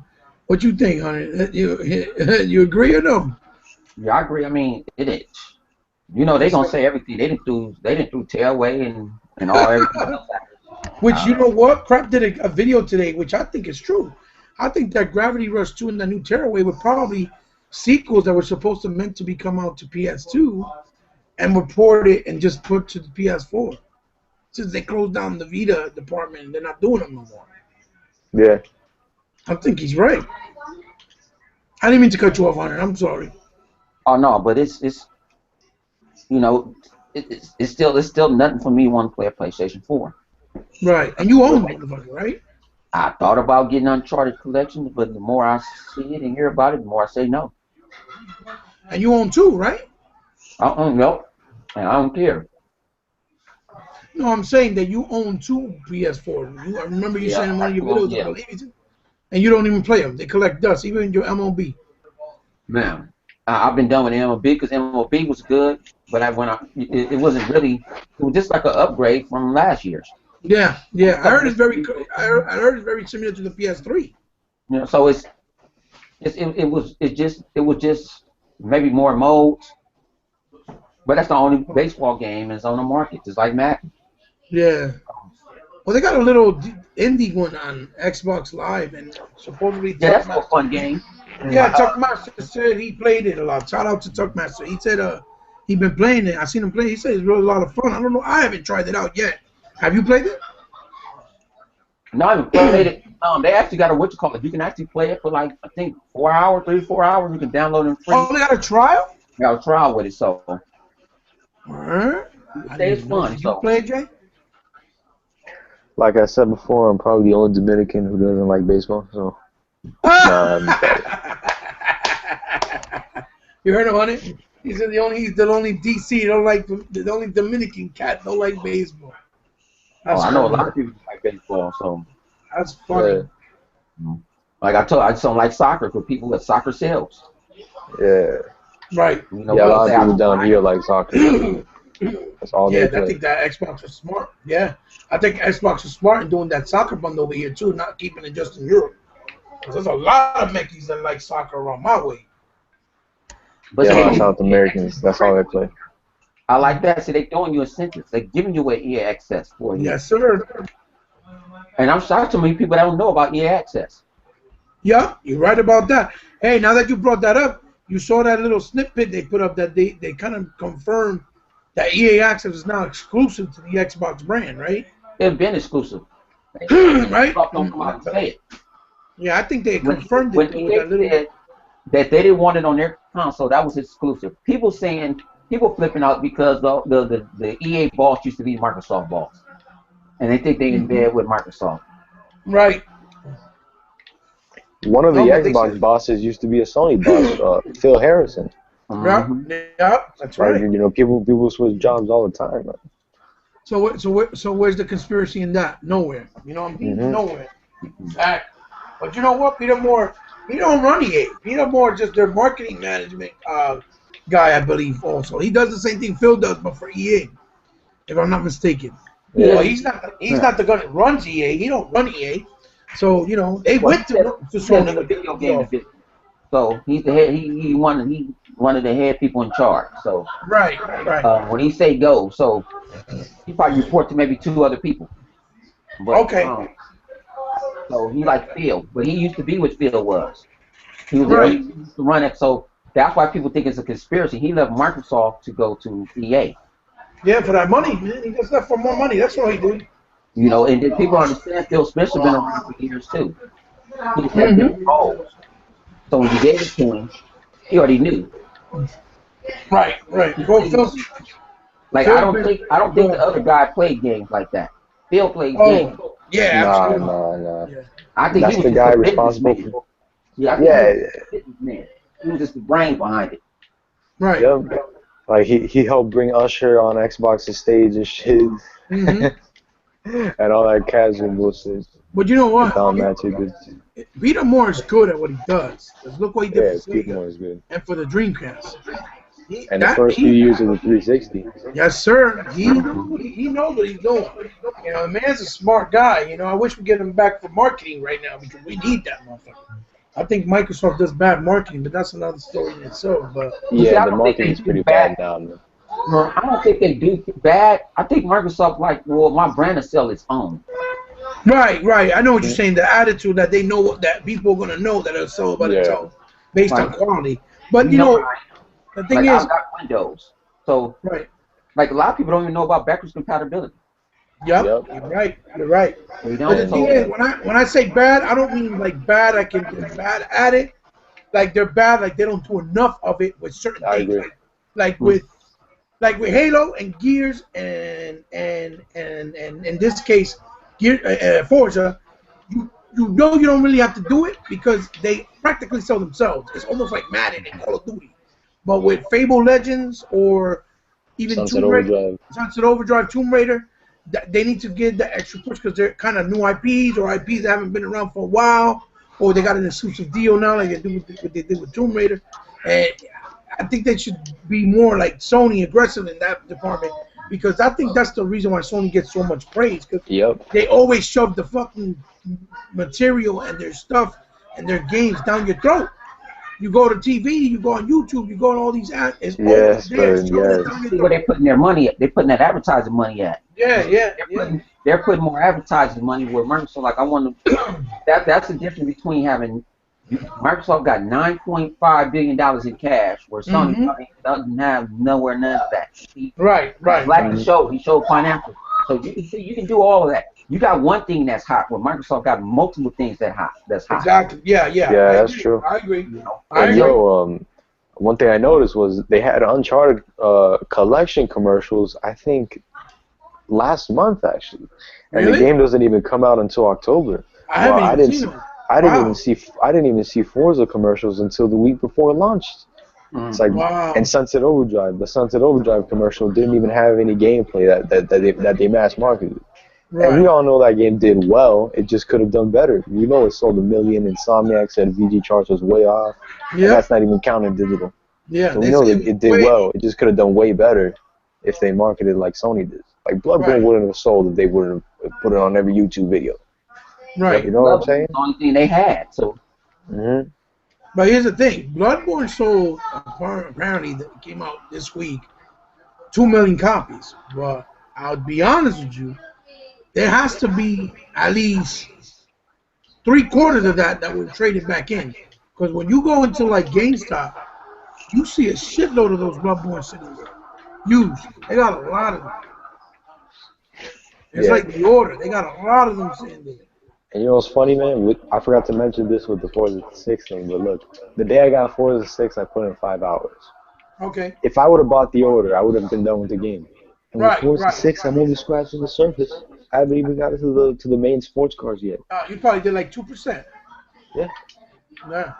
You see, that's one thing, man. Every Xbox One exclusive I played's been It's worth the value, 60. man. They give you They've all value. been A worth the lot of 60. value. Can't say the same about PlayStation. Value, quality. Look at that Halo, live Halo. Not live, but that the cinematic intro. That I think Juan, you did a video on it. Yep, you did a live That reaction. thing is phenomenal. It was gorgeous. Well, and it is funny because I was arguing with somebody because I was like, oh yeah, look, those are the in-game assets of the game. Like when they show the character model. Like, no, the fuck is not. No, it's not. He was arguing with me on Twitter and this guy I know too much on Xbox Live. I was like, I'll bet you. And just a couple of days ago, I think a week ago, they said it that those were all in-game assets in the character model. I was like, I told you. I was like, I knew it was. And is it me or does Halo 5 look better than when they first showed it? And it looks better than the beta? Or is it just no, I think so. The new footage. That's The new honey. footage He's a looks a Halo lot better. fanatic. That's honey, you know. That Halo was. I'm telling people, a lot of people, like I said, you know, like on Google Plus, I'm like in the Halo community and stuff. I see stuff and I see people dog 343. I ain't had no problem with Halo 4. Hell no. Oh. Right. I ain't had no problem. The story, it was something different. You had to change up. You know, I liked it where Chief got pissed. You know, I liked it where they had balls to get away, get Cortana away. Somewhat. Bring back. It's like they're going back where there's a lot of stuff people don't know about the books. A lot of people ain't read no books. A lot of people ain't read other YouTubers and they talk about the books. Yeah. So now you're bringing in, you know, you're bringing in two different things. The mythos of the books and the lore and everything combining. So you're bringing that in and you're making, instead of making a trilogy, now you're making it a saga. Right. So you having it where you don't have to have Chief in every game now. You remember you got Lock now. You have his crew. Right. You know, I don't think they're gonna kill anybody off on this one. Right. You know, if you listen, you know certain characters. You found out Del Rio is a politician now. He's looking, he out to get Chief. It's all because Chief got his job taken away off. It's a whole lot of, it's turned into like a movie. I say it's like you're playing a movie. Right. It's a sci-fi movie. Right. And that's in the squad base. Right. Halo never been squad based. If you played it, you playing with a bunch of Master Chiefs. You don't have to do that. True. That is true. Well, Reach, it wasn't squad based either, right? But you could play four-player co-op, right? You could play 4-player co-op on Halo 4. But Reach, Reach. I always played it by myself. I love Reach, but we knew it was gonna happen to Reach already. Right. We just didn't know how. They just showed us what was going on. Right. I like Reach a lot. You know, I liked the characters. You saw that Spartans weren't all Spartans. Wasn't, you know, they can be killed. Mm-hmm. You saw people falling like flies. When Cat got sniped, that shocked the hell out of me.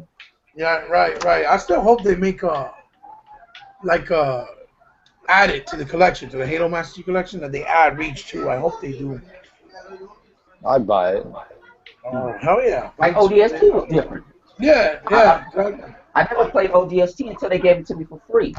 Because I thought it was like a little separate add-on. But then when I played it, and then one of my friends on Xbox was like, man, I'm playing ODST. I said, they gave it to you for free. But he was like, I said, but you have to get the Master Chief collection at a certain time.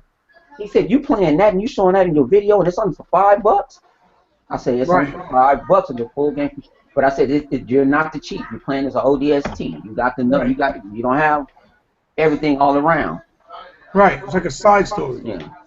So you got to slow down. You know, you're just a regular human, really. Your shields can go down real quick. You get jumped. Right.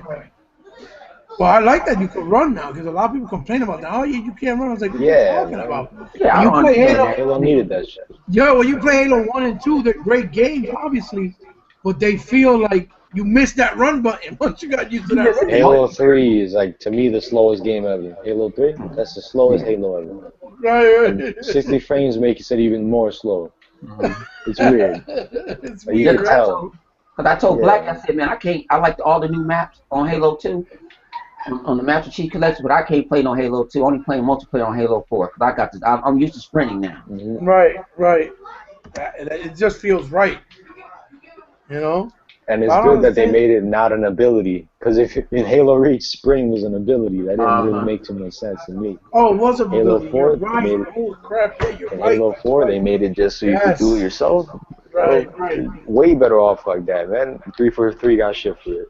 Yeah. Like I don't get it. Halo 4 is serious, man. The graphics, the story, how deep it gets, and the fact that you were like in another dimension or another planet. That Just a little didact, faster Halo. that shit was nice. What? I don't like the new enemies. You got rid of the flood, and I couldn't stand the Yep. flood.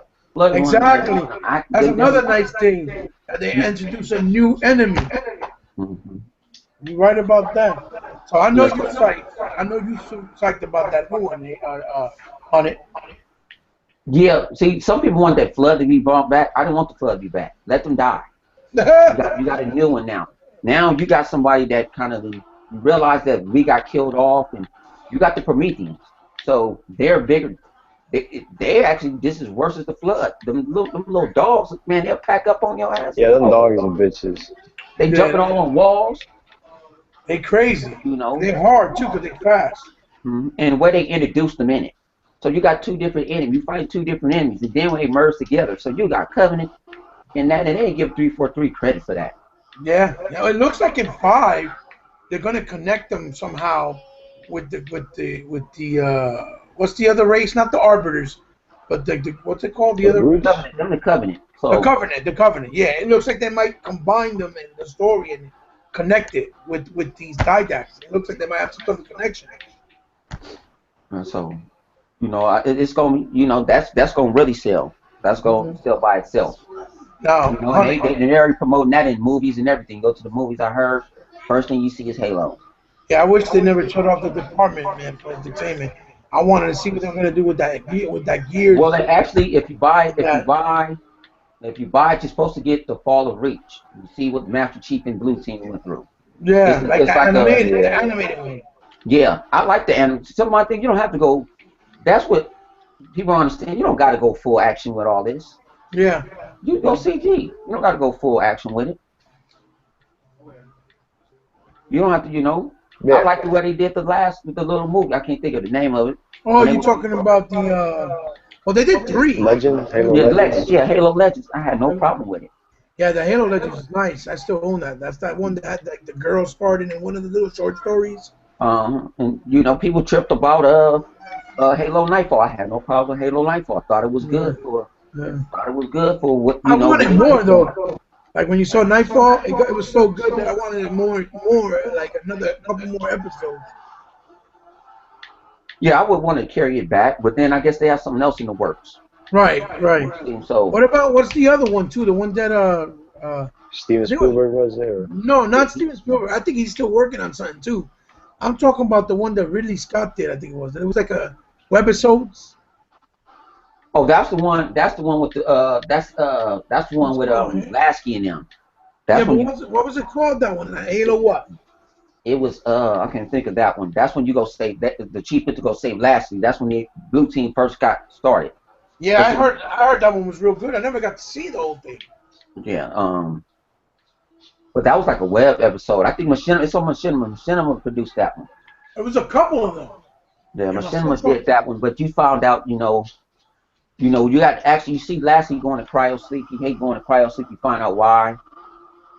You know, it was pretty cool for a web episode. No, it was well made, high production value and everything. The director is a legend. That's why I said I forgot the name of it, but I definitely have to watch it because I never watched it. Never got a chance to watch it. Matter of fact, I think it might be on Netflix or on the Xbox Marketplace with the movies there. I think. Well, if you go on YouTube and you go and look it up, and Machinima has it because Machinima produced it, so Machinima don't charge. Right. Okay. Did you ever watch it, Jay? Nah, never got into the lore, man. Really? That's something I need to do. Yeah, you should check it out. Because that Halo Legends, the animated one with the Japanese anime style, oh, that shit was nice. I remember reading the Halo graphic novel that had like 3 or 4 stories. I remember reading that years ago. That's about it when it comes to the other stuff. Yeah. I never got to read none of those, but I definitely like to pick them up, man. But you said there was a girl Spartan. Was that the one where she was like jumping out of the plane? I believe so, because I saw it a while back. I still own it. But one of the little mini episodes that they had, because it was like 5 stories. Yeah, that was she was trying to protect somebody. She ended up sacrificing herself because people. Right. And there was I think that was one of the comics in the graphic novel I read actually. Oh really? Okay. Yeah. She's like jumping off this like. I think she was jumping off a helicopter. I'm not too sure. It was so long. Okay. But Well, yeah, they separated into like 5 little mini movies, 5 different segments, and then every one was a different Japanese artist with a different art style on each one. kind of like that Batman movie, Batman Gotham Knight. Yes, Arkham Knight, Nightfall. Yeah, Arkham Knight. Yeah, you're right. Gotham Knight. Yeah. Gotham Knight, exactly like that. Yes, but it was dope. I still own it. That's one of my favorite Blu-rays that I still own. Yeah, it's nice. I think that's actually on Netflix, or it was. I know Legend is on. Legend's on Netflix. I saw it the other day. I'll check it out. Yeah, Legends is on Netflix, but it's just different stories that you hear about. It's not really in chronological order. Right. You see different people. Right. One is shell shaded. You see something about the covenant. You know, I mean, how about to say greedy? Like they wasn't part of the covenant at first. They got, eventually they got forced. Right. Damn, but that's a good thing though. That's a good. I think. I gotta ask you, Honey. When the game comes out, I've never played any of the campaigns with anybody, but I would love to play a campaign with you. Oh man, I just said in my video, I want to crank it up to the hardest thing and go for a player co-op. Yeah, I'm saying I would like to play with you, J-Long. Maybe we could record it, whatever.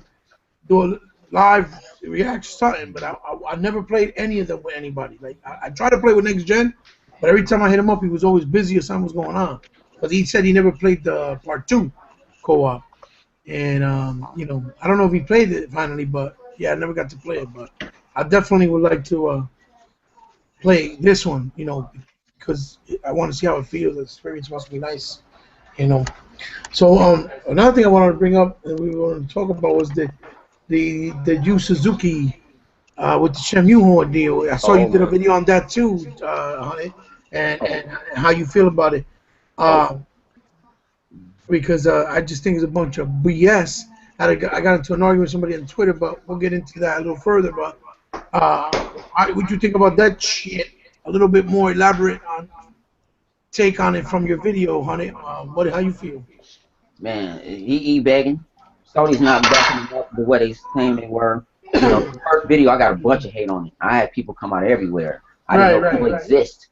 I had so many. That's one of my thumbs down videos, and saying, "Oh yes, Sony's backing it." But my thing is, they use the word slacker backer, and I still don't understand what the hell is a slacker backer. So it took for the original Shenmue, it took damn near $40-something million. So you think 11? You was gonna do it in 11? I don't think so. Right. Where Sony? Sony was to market it. Where my thing is that could have been a good time for better press for Sony to say, hey, don't worry about it, we got you. But I get people saying, no, it's Suzuki that's doing it, and all this and all that, and Sony ain't has nothing to do. Sony knew what's going on, because if it was Microsoft did it, the world would be up in blast like, oh, Microsoft got them e-bagging again. Microsoft got all this money. The game is not going to be the Shenmue that I know of. It's going to be a dumbed down version. I guarantee you, people probably think you never even played the motherfucker, because a lot of people. So I didn't, like I said, I go in. I didn't have a job. Street game. That was one of the first open world games where you had night and day cycles. You had to go to sleep. You had to get up and go to work. You driving carts, driving crates, but you had a quota. You couldn't be slow with it. You had to meet people. All this. At the time you said you were going to meet them, if not, it completely changed the outcome, and you never get to talk to them. Yep. It was real, but it wasn't for everybody. Right. It's like Final Fantasy is not for everybody. Right. Shenmue ain't for everybody, and a lot of these people that's jumping, oh, this and this, that, they ain't never played no Shenmue. Yep. Shenmue was definitely ahead of his time. Jay, what are your thoughts, right? Man, we did an entire podcast. People was talking about this months ago, saying that $6 million was not enough, and This is further evidence of that, man. It's not enough, and now they're asking for more. And I'm pretty sure everyone who wanted to donate already donated, and the people who are going to donate now are just who probably just got paid a little bit more, and they're just going to put a little bit more. Right. I don't think they're going to make that much. And the game is going to be, I'd say, like a Walking Dead, Wolf Among Us type thing. Right. That's my theory. Okay. Yeah. The graphics are like shit. And the numbers, because I believe the first two in the Dreamcast era took about, like, 100 was saying anywhere between 45 to 75 mil to make. That's why that game is what made Sega almost damn near went bankrupt because of that game. Because they spent so much money and didn't sell it. And back then, when we're talking about maybe almost 20 years ago, that game, that shit was astronomically expensive. That shit was crazy. Maybe if you want to compare, apples to apples now in this time, the 75 mil that they might have spent then might have been maybe now, maybe 25 mil, maybe, give or take, which is a lot less because the times have changed. There's better techniques and mechanics that they use creating these games, but 25 mil is still nowhere near 6 mil, and that's all I believe that's all they raised, right? No, they got 11. I think they got 11. Nah, no, it was 6, man. It was 6? Somebody said it was 11. I said 11. Oh, I think it was the Probably goal. Pony. The goal was to get. Yeah. I think that's what it was. Wow, they only got 6? Oh my God. So I guess they're going new incentives now. You can use PayPal. What about an Xbox One version? Well, check it out. That'd be an incentive. You said incentive, 100. Now that you use the word incentive. And let's be clear, let's get this out of the way. First thing I had somebody say, well, why is it that you Xbox guys ain't arguing about the Tomb Raider deal, the way you crying about Shenmue deal? Well, first of all, get it clear, the Xbox One made a deal, or Microsoft made a deal with Crystal Dynamics and Square Enix. They went to Xbox, they went to Microsoft to fully fund the creation of this game and to fully market the game for them and to help develop it with Crystal Dynamics. And I believe somewhere down that road, since Square Enix is a Japanese company, they decided to do the hokey doke and made a little deal and decided, oh, well, you know what? We're going to bring it into the PS4 and let's announce it ahead of time because we're getting all this backlash. Every Microsoft owner and fan has a right to be upset at that because that's the most stupidest deal I've ever seen in my life. Yeah, that's like you. Go ahead. That deal, I like Mooch threw a theory, and I'm thinking that Mooch is. It's a PlayStation 3. I mean, it's an Xbox 360 version getting put out too. Yes. I believe that's going to be a port to that. Microsoft didn't do it for no reason, and you see, Microsoft didn't come out because I believe Microsoft could have came out and reneged the deal, like, oh, you reneged. Right. Well, getting money and stuff like this. I think they knew, Microsoft knew, but they might knew like it might be a port of the 360 version that's not getting made by Crystal Dynamics. It's getting made by someone else. Okay, so let me tell you. Let me ask you something, getting that version. Okay, now let me ask you something, Bo. You don't think that maybe Crystal Dynamic, or not Crystal Dynamic, or Square Enix forced Crystal Dynamic to open their mouth a little sooner behind Microsoft back, or sooner than it was supposed to? You don't think that might have been possible? It could have been, but it wasn't no deal breaker because Microsoft know if that game got any DX12 in it, any DX period, Sony's getting a port because Sony can't run. Right. That's right. It's gonna be a port, so it's not going to be that full-fledged game. It's not going. It's not probably don't run as good. It's probably the graphics going to get done down. So it's not going to be. And then, like everyone say, who's going to give a damn about it after a year later? Right. Well, not only that. About it. You're right, but not only that. You're going to want to pay $60 for it. Now. Damn right. Now it might be different. They drop it down to 40. Sony's not going to do that. If they can check this. Go ahead. If they can sell you Up Till Dawn for 40, I mean for 60. They can sell you, you know what I'm saying, all these indies for 60. You think they're gonna sell it for much as they can? Right. Well, here's the thing. They didn't spend a dime to make it. It was all Microsoft. So them selling it for 40, I don't see it as something improbable. But here's the thing. Microsoft can still counteract with that in a way where they put the nail in the coffin. Because not only will the game be a year old and they won't give a flying rat's hooch about it, or rat's culo, whatever you want to say, Microsoft can purposely give the game out for free the same month it comes out on the PS4 on Xbox One. They can do that too. Or they could even bundle it for free with the cheaper new revitalized or redesigned Xbox One. You see what I'm saying? They have options. But see, Microsoft looking at it might be a deal too, where Microsoft say every one that you selling on the PlayStation, all the ones that you selling on the PlayStation 4, we need a cutoff of it. Exactly. Yeah, you're right. Yeah. Microsoft is not running for money. You see, what's called Minecraft is not exclusive. Yeah. It's on every gadget that you can get. Yeah, as a matter of fact, now that you say that, me and J-Lo were talking about that earlier, it's funny because they're advertising the new Minecraft story mode like it's a PlayStation exclusive. They show the and I think they talked about it other places as well, and hit that topic that they're selling it like if it's a PS4 exclusive. That's the Minecraft story mode, which is funny. Which goes to show you Microsoft don't even give a fuck because they know they're getting that cut. You know what I mean? You're getting that money talk bullshit. That's right. Yeah. Now, Jay, I had an argument because what I'm trying to say about to finish my thought on the Shenmue thing the whole point is this. Look, Sony just brought Yu Suzuki out because they figured if we bring him out, it's going to give the impression to the gaming community that we cared enough for this game to bring out Yu Suzuki to help Yu Suzuki himself promote the movement that he wanted to make of the Kickstarter for the Shenmue 3 game. And that made them look good. They were like, yeah, look at us, we the swan song killers, or singers.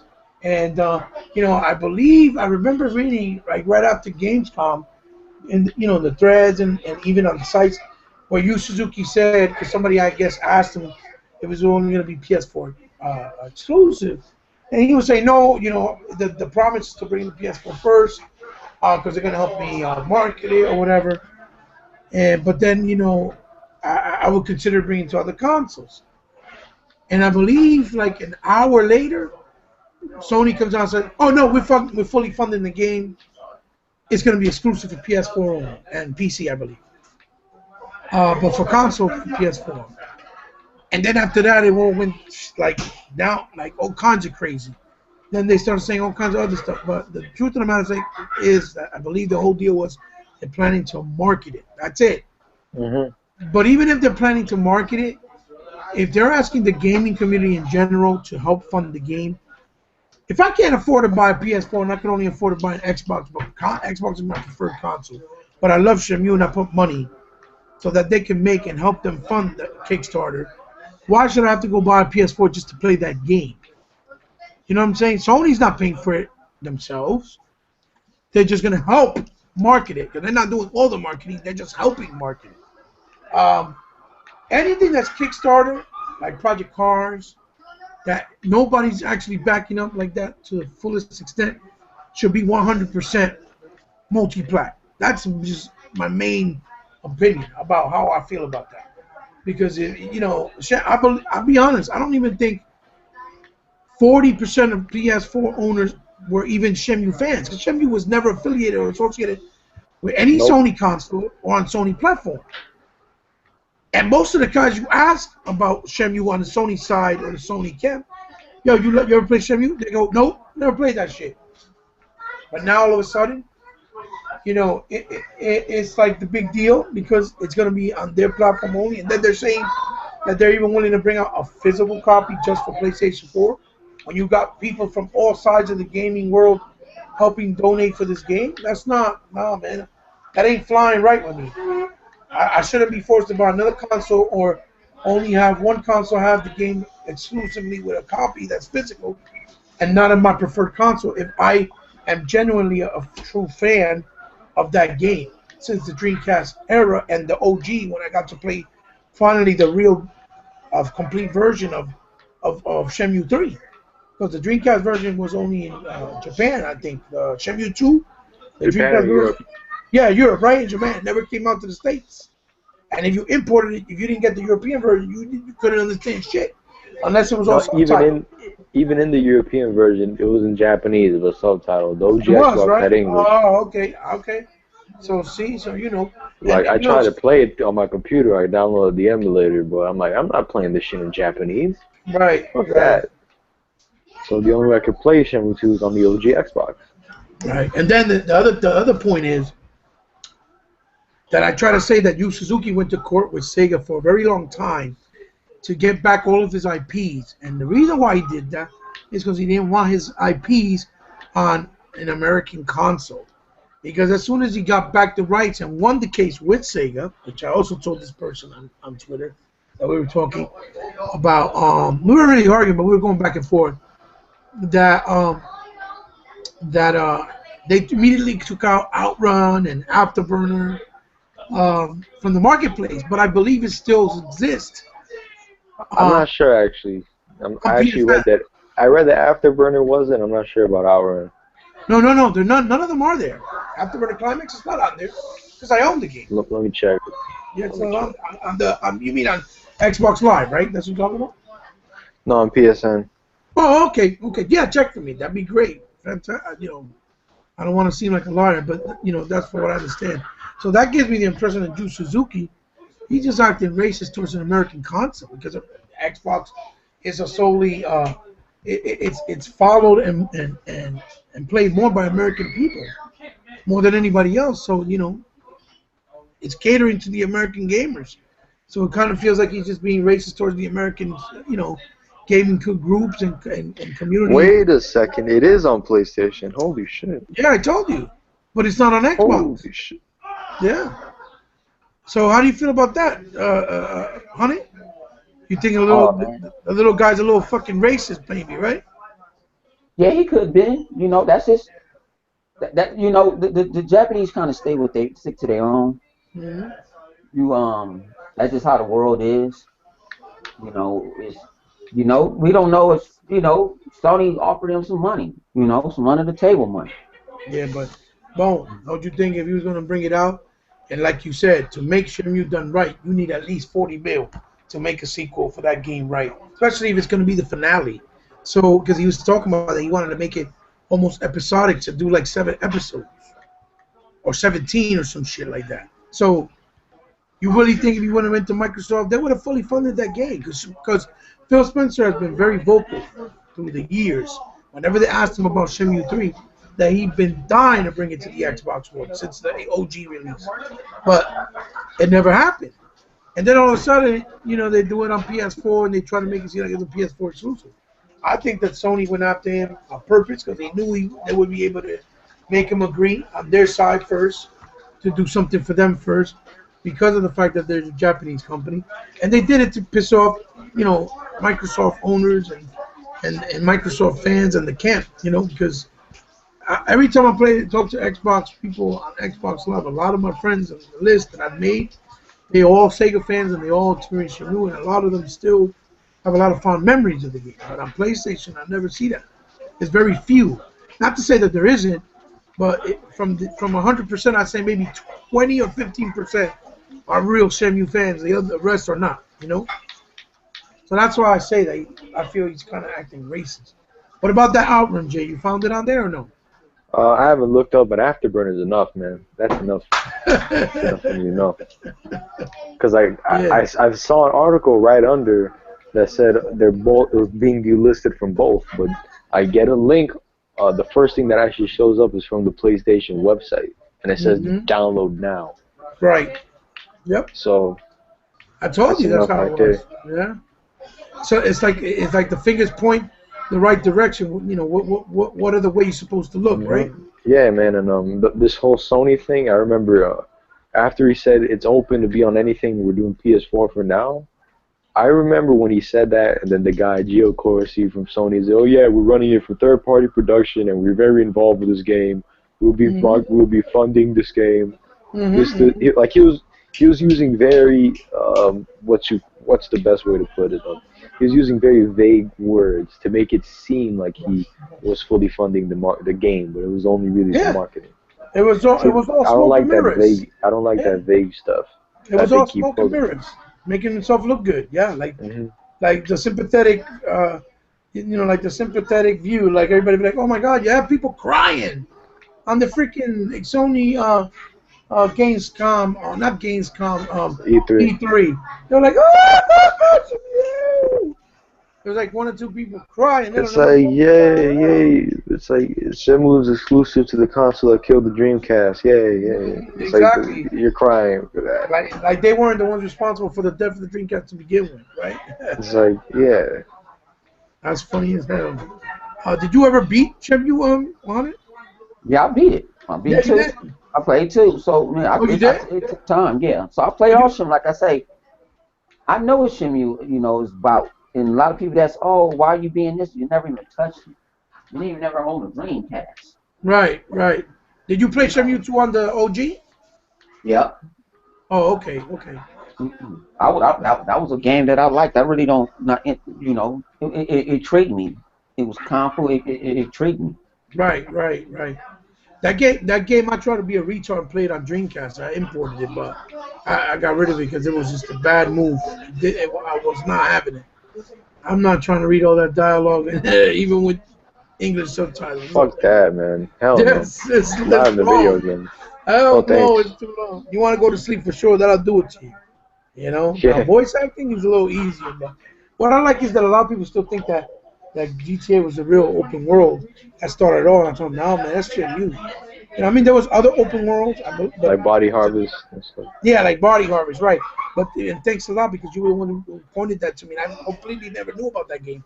Yeah. But to the level of GTA, the The intricacy, detail, yeah. right, and the detail of what you can do, the hands down, Shamu started that. hmm So we gotta own a lot of GTA goodness. Yeah, didn't Shenmue start the side activities? I don't think Body Harvest had side activities. Yeah, no, you Oh, can go to with Shimmer. You can go to the go to the bar, Arcade, play pool. play pool, and you got to play like the old Sega game. You got to play like Outrun yep. hmm and stuff in the arcade. I think you can play even that Shanghai. That game they play Shanghai with those checkers and shit. Yeah, you got to That play looks the almost. pie gal.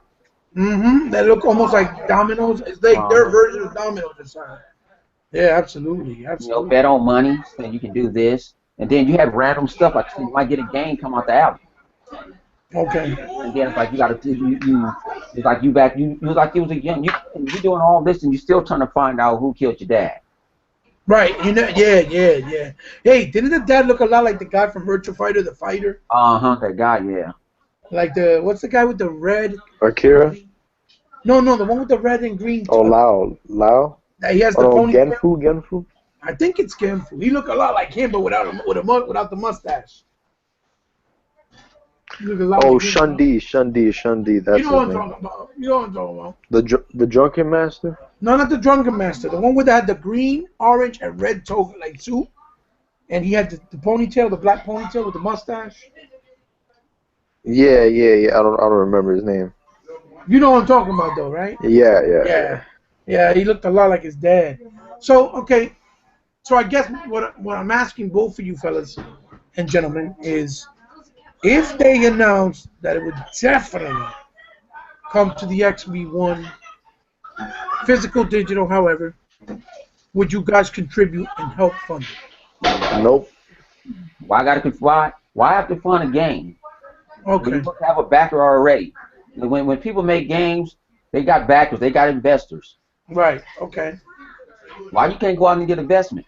Right. Okay. You know, Project Cars asked for a certain amount because they had a certain amount of money already. Right. Okay. They like, and they're doing it really independent of their own. They're marketing and everything. They needed money just for other stuff. They wanted to pay employees. They wanted to make a good quality game. And I think they did a hell of a job with what they did. Now Project Cars 2 now it's coming out, but Right. they're gonna. I think they're doing it the same way, right? They're doing it like through Kickstarter and stuff. Yeah, but it's only going. They saying if you guys want it, this is what we need because this is what hit us before. Ah, okay. You know, this is what we need to do. This is what we got, and this is what we need. but they're Well, not. they got the foundation already. With Yeah, the like first, I didn't invest in it. Like I got a company I'm invested in. I'm on 10% of it as a Kickstarter. Was a Android layout, but it sounds promising, but right, it ain't making me no money. right, I absolutely, spent a whole lot of money to invest in the company. No, anybody could have. right. That is true. That is true. A But lot of Kickstarters don't kick off right. okay, I would want to fund it. I would want to fund it. Um, the problem is I have is that after I kind of seen how Yu Suzuki kind of insulted us as his fan, because I've been a fan of his material since I was young. That's what started me being a big Sega fan. The Afterburner and Outruns in the arcades, Cortec, Space Harrier. You know what I mean? I I don't know if I'll do it, but because I'm such a big fan of Shenmue, I probably would fall into it later on if it was cheaper. But that's my only problem. I'm kind of stuck between a brick wall and a stone. But yeah, that's where I stand at it. But I do believe that it shouldn't be backed. It should be funded, because if it has its investors, it should definitely be funded. And in this case, it's Sony that should be investing if they want to push it so hard to be an exclusive, which makes sense. Like, Yeah. I wouldn't fund it because I know it's not gonna make the game any better. My $30. It's Right. not really Right. gonna do much because if the budget's only 6 mil and 10 mil is the goal, 10 mil is not even good enough. Right. So Right. like I see really no point. Absolutely. Yeah, you're right about that. And it needs to be done right, and it's never going to be done right at that price. I don't know 6 mil. Mm-mm. So I don't know. For I real. don't know if it's gonna. I don't know. I don't know if that PayPal is gonna help, but good luck to him. That's all I can say. Good luck to you, Yu Suzuki. Yeah, good luck. Well, PayPal, they got to give PayPal a cut. I run my business through PayPal. You got to give them a Yep. cut. Yeah, me too. I got a So PayPal. they're not getting. If you say 30, they're not getting all the 30. Oh shit, you're right about that. I forgot too. That's true. You got to give them a cut, especially when you're talking those kind of numbers. Yeah, you just giving them an option. Yeah, and more people got PayPal. They If can you pay go it. through PayPal and you say this product ain't what it is, or they promise you this, and I don't think it, you can actually ask for your money back. Right. Exactly. That's crazy. So now, one of the other final topics I was trying to talk about, but the big one is I did a video on this. Hana did a video on this. I don't know if Jano, if you plan to do one on your own, but No. the TGS, the Tokyo Game Show. Tokyo Shit Show, that's what I call it. Yeah, and Sony's conference.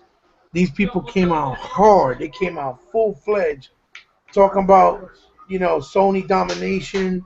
We have people in certain sites and articles saying that this is the best conference they've ever seen, that this is how you do a press conference, like if the Gamescom or E3 for, Xbox was nothing but dog shit. So, I want to talk about this. I seen the games. I did a video. I had a list, 32 titles, and it was bad. I mean, right now, if I own a PS4, I'll be pretty fucking pissed off, for lack of a better term. But, Hunt, elaborate, please. Like I said in my video, I actually made a video about it a month ago saying Microsoft wasn't showing up. That's their home turf, and they dropped the ball. They laid an egg. To me, because you didn't show up at Gamescom. Now I remember Tokyo Game Show used to be bigger than Gamescom. Yep. Way bigger. That was the second E3. Microsoft, Nintendo, everybody showed up. To be honest, I think there was a point where it was almost bigger than E3. Well, they left exclusives out before. You didn't see everything at E3. They had something hidden. You'll come out. Microsoft will come out with something. I think Microsoft, when they first, I think when it got super big, I think they came out with Lost Planet, and no one knew where that was coming from, and it was exclusive to their Xbox. Yep. They did stuff like that, but where Sony had no competition, you didn't have to fight against nobody, nothing. I forgot that was even. I forgot about it. They didn't even realize until I started seeing on my Twitter line people cracking jokes. I'm like, they had a press conference? Right, yeah. And I know you got to cater to your. One thing I know you got to cater to your own, but you really ain't doing that good in Japan. Yeah. You out the way. That's another thing. That's another misconception. These Sony fans, they swear that shit is selling well over there. Listen, the proof that it's not selling well over there is that they did a price cut. That's number one. But I think the price cuts is a slap in there into all Sony fans. Because why you only do it there? Right. Now, if somebody say, now if Microsoft kills Black Friday, they might have to go do a price cut. And they're not gonna have a choice. They're not gonna have a choice. But they're gonna be losing money where Microsoft is not losing any money. Right. Well, I think Phil Spencer had an article a couple of days ago where he said that he does expect Sony to do a price cut soon, but I don't know if they ever talk about the Japan price cut or this holiday per se, because I didn't read the whole thing. But if they did it, if they wanted, my thing is, if they wanted to do it this holiday season, they would have did it already. It's holiday season now. I guess. But you don't think they can still do something for like Black Friday weekend, maybe? Everybody do something for Black Friday, but I don't think that console gonna go no less than $350. $350, right? And then Microsoft gonna give you $350, and they're gonna throw everything in the kitchen sink at you. Right. And you got games that you can play. Yeah, you got different. You can go throw. I don't think for the casual gamers. You can throw a game either. Replay. I don't think they'll throw a game. If they do, it'll probably be Last of Us again because it's something that already sold. They're not really gonna move money out of it. You know. So no, they probably they're gonna panic, or they might be cocky and say we don't care. Yeah, that's true too. They might be cocky and whatever. We lost last year and lose again. But look at the overall. Right. But what about the titles, honey? What about the titles? Man, half the titles didn't know nothing about. That now I'm a Resident Evil fan, but that's dumb shit what they're doing with that Resident Evil. That Resident Evil is basically Black Ops Zombies, just a Capcom version of it. That's all. That probably never gonna see the States. King of Fighters, I've been playing King of Fighters since Neo Geo. Mm-hmm. That's that. I don't know what's going on with that game, like a PlayStation 2 game. Yeah, that should look bad. Ooh, DOA live last round still looks better. No, DOA 3 looks better. Even DOA 3 looks better. Valid point, absolutely. For the OG, right? The one with Master Chief? Yeah, you're right. No, 4 was on Master Chief. I'm talking about the one on OG, the launch title. Oh, the actual, damn you. But I think, you know what? I think you're right. It does look better. You're right. There's more detail in the textures and stuff, man. There's more going on in the screen. You got transitional stages that change. Yes. There's way more going on in that game. Even the speed. Yeah, you're right. The combos. Oof. So give me some of your thoughts about the Tokyo shit show, Jay. Like here's my thoughts, man. Japan is like, I've talked about this before. Microsoft, they really have no place there because the people. Like, I don't know. Here's my take. Japan, they only like buy American products if they offer something that Japan doesn't. Like, they buy iPhone because Japan doesn't have a good cell phone. Right. They watch Hollywood movies because frankly Japanese movies suck balls. Right. They listen, they do that. But since they got the Xbox is basically, let's be real, these consoles aren't too different.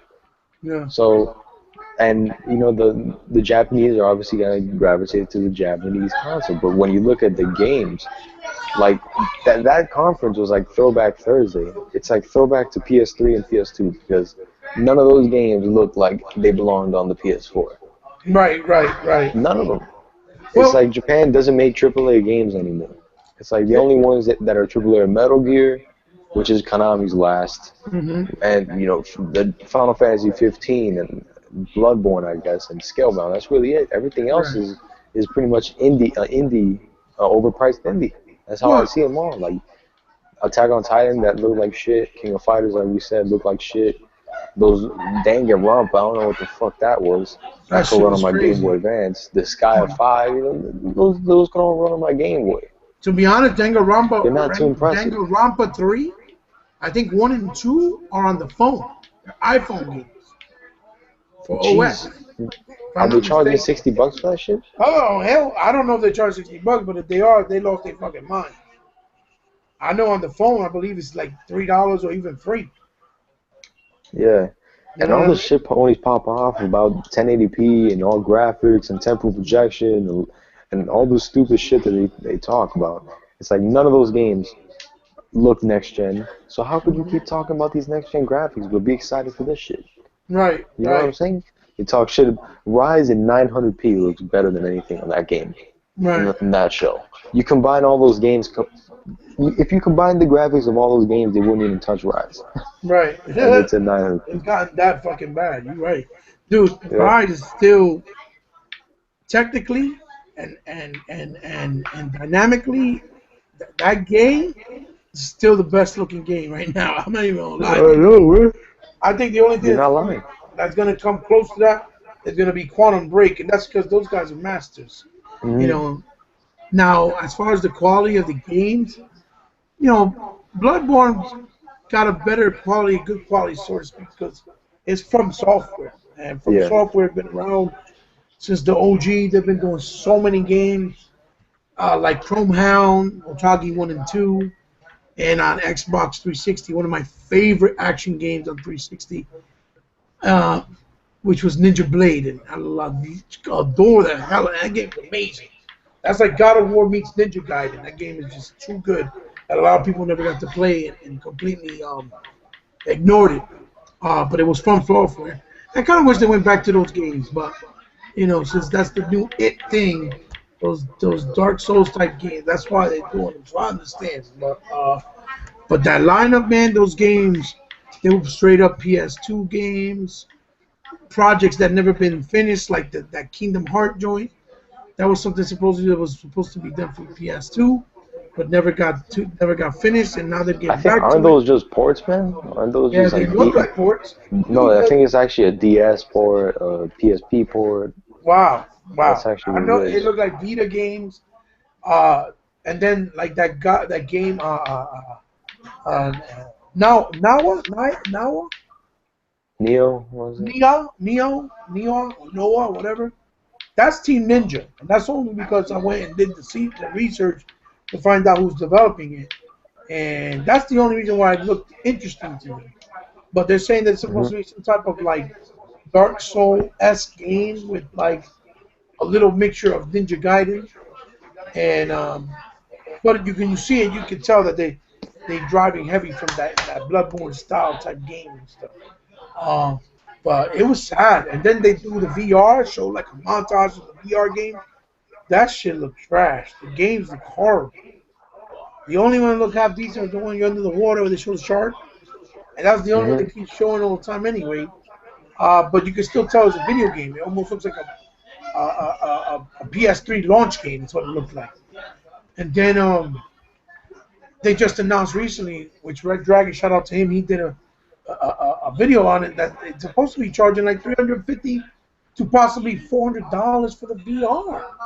They're treating it like it's another console on its own. And I got news for you. If they do that, I think that's going to be the nail to the coffin for Sony. I think they're going to bury themselves deep, deep with that. What do you think, honey? What do you think about that VR? And that VR is not for everybody. Even one is, I don't know why would them make. They wanted to make their own. They could have went to other people. You could have went to Valve VR. You could have went through a whole lot of things. All their games is not compatible. Right. You got, but you have I think it's not Valve VR, but the other one that Microsoft partnered with, and Oculus most Rift. with Oculus Rift, where you can stream your Xbox games straight to the Oculus Rift. Yeah, yeah, yeah. Exactly. It's not that hard. You know, you got to use some two PlayStation dildos. You know, you're gonna have to. That headset might be by Light itself. up dildos.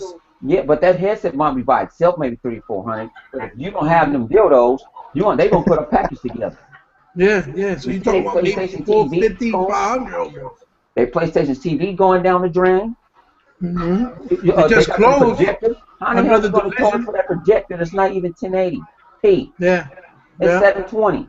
See, they're putting yep. money in stuff that they don't even put, and you catering that to your PlayStation 4. It's not like you and I'm coming out here with a projector. You know what's funny? How all that stuff is basically get gadgets and peripherals, and how badly they wanted to dog Microsoft because of Kinect. When Kinect actually serves its purpose.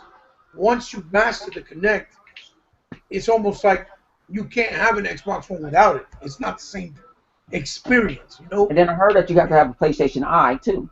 So do you? Have Yeah, all yeah, the yeah. peripherals just to play this damn gadget. It's a gadget. Yeah, it's a wrap. That thing, at the end of the day, to do a package like that with all those dildos, like you said, the damn camera, and some maybe a game, we're talking about 500 easy. Easy.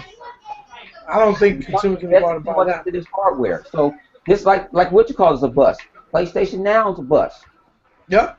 You see how they haven't been talking about it at all. They don't even promote it. Now they might do this holiday season. We'll give you such hours of free PlayStation Now. Because you done bought there and bought all this company. But it ain't fucking with no backwards compat. Hell no. And I hate how the dummies try to say that it's, oh no, but it's all there conveniently for you. You don't got to go rebuy games. You would have never had to rebuy games in the first place if you didn't have to trade in all your PS3 stuff to get the PS4 because you didn't have nothing there you want it. There's a lot of Xbox fans that still own like at least 80% of their Xbox 360 library and the Xbox 360 in general. So you know once that PC comes, that backwards compat comes with the Windows update, that shit is gonna go skyrocket. It's gonna go rock, you know, sky high with the people playing back on their backwards compat with all the features. It's native. I want to say they want to use the word native. It's native. Yeah. They even said they're gonna patch it up to fix like frame rate issues and shit like that to make it even better frame rate. Didn't they patch Cameo? Yeah, they did. They did. Better frame rate, better textures. Looks really good. And that upscale chip works great on that. Oh yeah. Because when I played Perfect Dark, Perfect Dark 0, I had people like, man, is that a where you can go buy that at? I got Perfect Dark, man, that's a 360 game. That's a launch 360 game. Yeah, they thought probably it was like a digital download title for like the XB1 or something. And I'm like, that looks good. I said no, but that upscaling chip upscales it up better. Yeah, the Gears of War, man. Gears of War 1 looked better than I remember on 360. I'm not talking about Ultimate Edition. I'm talking about the OG Gears. Yeah, OG one. Yeah. No, the upscaler on the XB1 is second to none, man. That's just top quality. They always had good upscalers, even on the 360. Because if you play the OG Xbox on 360, they look dope. They look nice. Like when they were doing those patches with some of the games. And then I believe this too. Microsoft gonna come out maybe this holiday or something real soon and bust Sony bubble and say they bought AMD. Oh my God! AMD. So then that's another cash cow. Oh, you're not buying AMD for the. I tell people, you're just not buying AMD for the sake of buying it.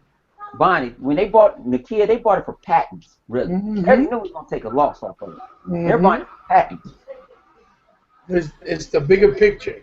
Yeah, they're buying it for patents. So you have to understand what they're doing. Go in and buy it. Then you have Sony coming out your pocket. Right. Then you're in the PC space again. Yep. That's right. You're back in the PC space. By AMD, they take pretty much. It's a takeover. They're taking over everything.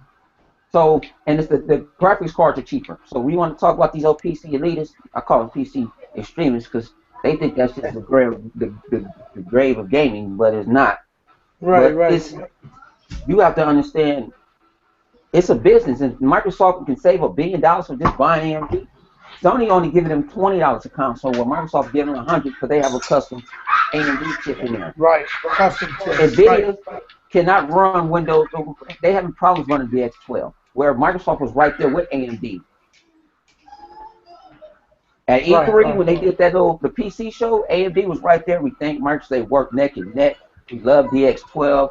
We love the Xbox. So I'll bust a bubble, and then I'll be a slap in the face like, yeah, you sold all these consoles, but yeah, all this money is mine now. Go sell some more. So I can put in my first party titles. I can go do some other things. No, the AMD. Parties to talk about What about Microsoft VR? I said that's not just catered to Minecraft. That's gonna be in hospitals. Architects gonna use that bad boy. There's multiple ways to use it. It's just not set for video games. Yeah. Oh no, they buy that. Yeah. They're going for the jugular, big time. Yeah. Let me say my piece on VR. I've actually tried VR. I tried Oculus Rift last year. Okay. And it was cool. It was really cool because I felt like I was transported to another world, basically. But the thing is, it's like I'd compare it to like a theme park, like a roller coaster. You know, if you go to Disneyland every day, you're gonna get tired of Disneyland. Right, you know, the effect will wear off. That's like buying a fucking roller coaster in your backyard. Like it loses its importance and its impact the more you do it. And that's how I feel like it's not there. That's the whole point. The magic is not there. And that's how VR is going to be. Like I tried it, and I tried once. All right, that's it. Okay, I'm done with it. So you have to be a real freak to buy that shit. Nobody gonna want to put that shit on your house and have it on all day. 24/7? Hell no. No way. That's not a viable way. Like let's say you go to like I don't know. Like they should put that shit in theme parks. VR could be used or even like arcades. Over there, like a Disney or Universal. Arcades, yeah, Dave and Buster's. Perfect. That's an even better way. That would definitely work.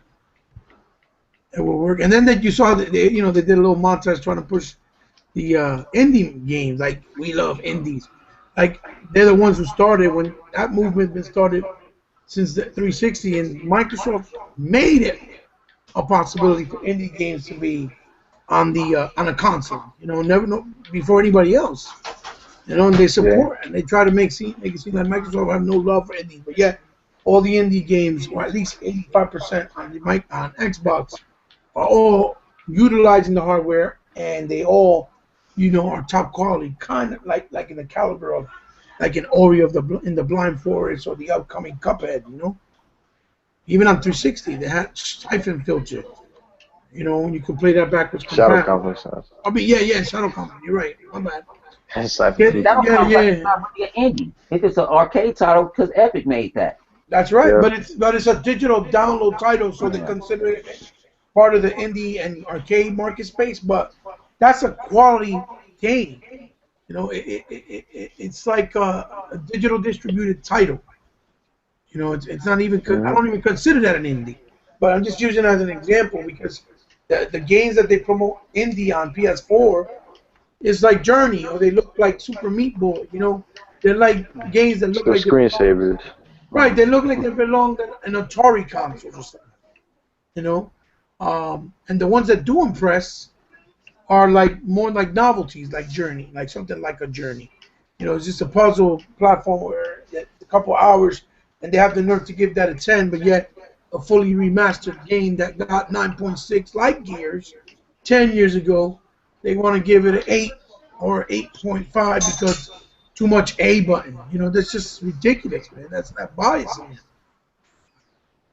What are your thoughts on that, guys? Yeah. I can't really disagree because, it's all facts, basically.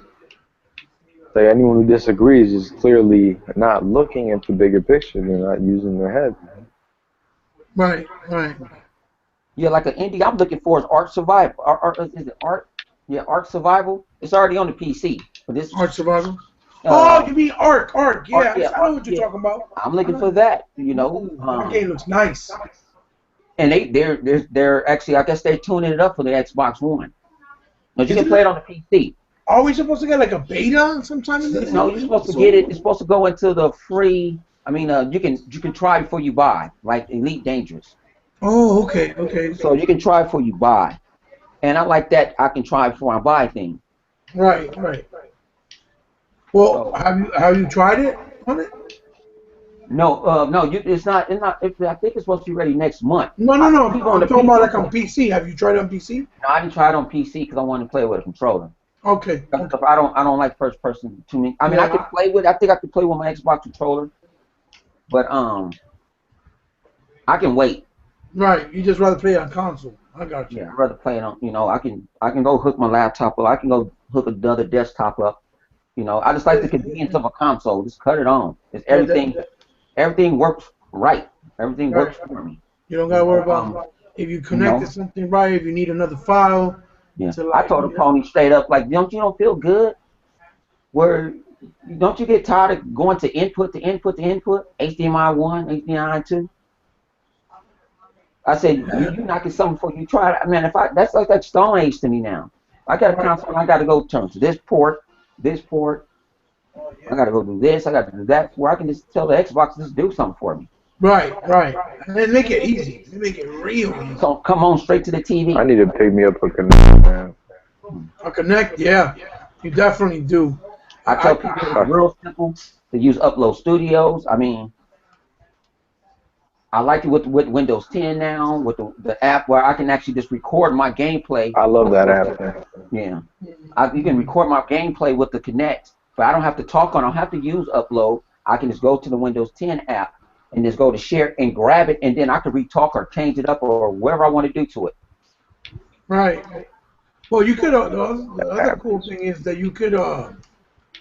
My favorite thing, honestly, is the freaking the whole, what you call that? The whole Green screen. Yeah, and Skype. The Skype, man. Skype is killing. Yeah, that's mad underrated, yo. Yeah, I like Skype, but I just use Skype for girls. I don't sit on Skype having super basic conversations. Well, I usually talk to girls. I feel you, man. The girls. No, I'm saying I like it because I could talk to like friends of mine from Puerto Rico that I haven't talked to in like a long time, or I haven't seen them. Yep. Things like that. That shit is just dope. And then you could do it while you're playing a game or doing other things, with the snap feature. It's just, with that Cortana, this shit's just gonna kill it. Where you could just Katera is nice, man. Katera. Exactly. But the ease of it, the whole. If you're playing a game, you don't even gotta stop playing. You don't even gotta pause no more. None of that. You just go, Cortana, do this, set this up. It does it for you. Boom, and you're ready to go. I hope you let me try it next week. You're gonna have it, right? I don't know. Nobody got it yet. No, but I'm saying. I just opted in. Yeah, and I know people didn't understand about that opt-in, and I end up I had somebody on Twitter said go check it out before they even sent that little message like you might need to opt in. Now let me ask you something. I saw something saying that you did opt in, right? I heard something that was. Go ahead. Go ahead, honey. Go ahead. Oh no, you just go. No, what I was gonna say, I heard something about they were saying that that you would opt in, but that if something happened, like all your saves and all that stuff got corrupted and frozen, that they're not holding yourself responsible, that they can't promise that it won't mess up your thing. Is that true? I read something somewhere about that. Yeah, it's true. Oh, it's a beta. When I got Windows 10, when I was in that, when I first got the first build, I wanted to make videos about it, but it crashed every 5 minutes. Yeah, that's just sucked. Oh fuck, that's scaring me right now. That crashed every 5 minutes. So yeah, were you on preview? No, they're responsible. Just because you're in the beta program, they're responsible. No, I'm talking about like if your shit gets like your saves get. But most of your saves are in the cloud already. So most of the saves are in the cloud. Even with Madden this year, you got an option for the cloud now, automatic on their server now. For like your seasons? Huh? For like the season and stuff? When you're going to play online, all your settings is in the cloud. You got the option to put it on your hard drive, but you don't want to. You can put it in the cloud. That's nice. I need to do that for Metal Gear, man. He said he'll do that for Metal Gear. Because I got too many hours in that game, and if I lose, man, I'm going to go ape shit. I'm going to go to Japan, look for Kojima, have a nice word with him. On Kojima's God, good luck to you. Fuck him.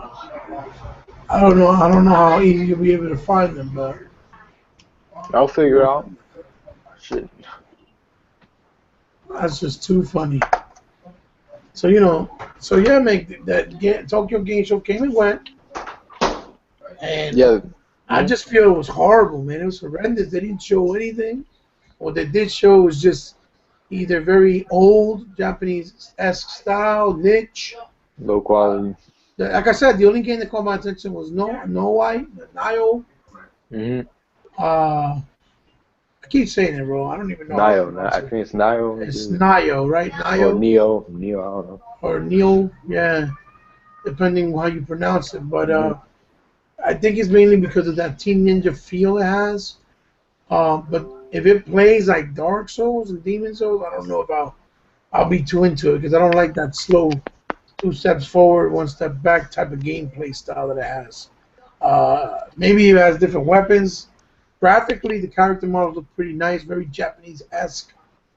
But it kills me because even now with the PS4, all these Japanese games that they're trying to embrace, talking about that PlayStation's has better offering because it has more Japanese games, and Xbox don't really do that. But you know, Xbox had it since the 360, and back then nobody paid attention to them with games like Onichambara. Remember that? Onichambara with all the Guilty Gears, with Ninja Blade. It was very Japanese. The Infinite Undiscovery, Eternal Sonata, Lost World or Lost Odyssey rather. Lost Odyssey, Blue Dragon. Blue Dragon. Even Two Human had a very Japanese style. I'm looking at Neo right now, man, and it looks kind of stiff. Neo, right? You see what I'm saying? And like the animations. And graphically, it looks like a PS3 game. Yeah. It was a project that was supposed to be on PS3 that was turned down, and now they're trying to bring it back out, maybe because it's cheaper to go after like that. It's like a stiffer Bloodborne, man. It's like, what is this? Well, it looks like it's heavier. That's what it looks like. Yeah. And then remember we had 99 Nights 1 and 2, which was in the vein of Dynasty Warriors, but it was actually better than both of those games, you know. But all we had was Gears and Halo, though. Remember? No. Yeah, of course you're right. We didn't have indies. When we had indies, it didn't matter. When we had Japanese games, it didn't matter. It's just like, the story switched all of a sudden. Right now, like. Japanese games are amazing because they're getting catered on the PS4. But when they're on 360, they didn't count because they weren't good enough. They weren't real Japanese games or real Japanese RPGs. You'll see. And every game was either fucking a Dynasty Warriors clone or a JRPG, which they're all clones of each other. Like, right. That show was it was a very repetitive showing. Right. But even now, even with the OG, they had like a lot of good stuff then, and now with Crimson Dragon and Blue Blaze Blue and even Killer Instinct. It's Killer Instinct Japanese love fighters, and they haven't embraced Killer Instinct the way that they're going to embrace Street Fighter. You're going to see. They're going to be talking about it. They're not going to talk about it in the media the way they've talked. They've been talking about Street Fighter since last year, and they keep showing just a few things here and there, which that beta was an embarrassment. Based off that beta, man, I don't even think that game's going to run right on the PS4. That's another one of my gripes. That 100 brought up the topic. They got all these online playing, heavy games like the Dragon's Dogma Online and the Operation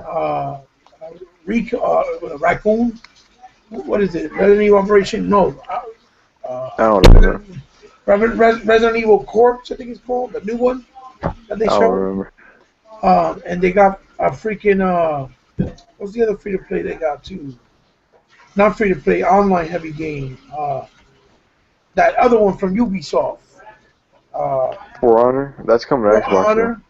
I know, but I'm saying that is a heavy online game. Is what I'm saying.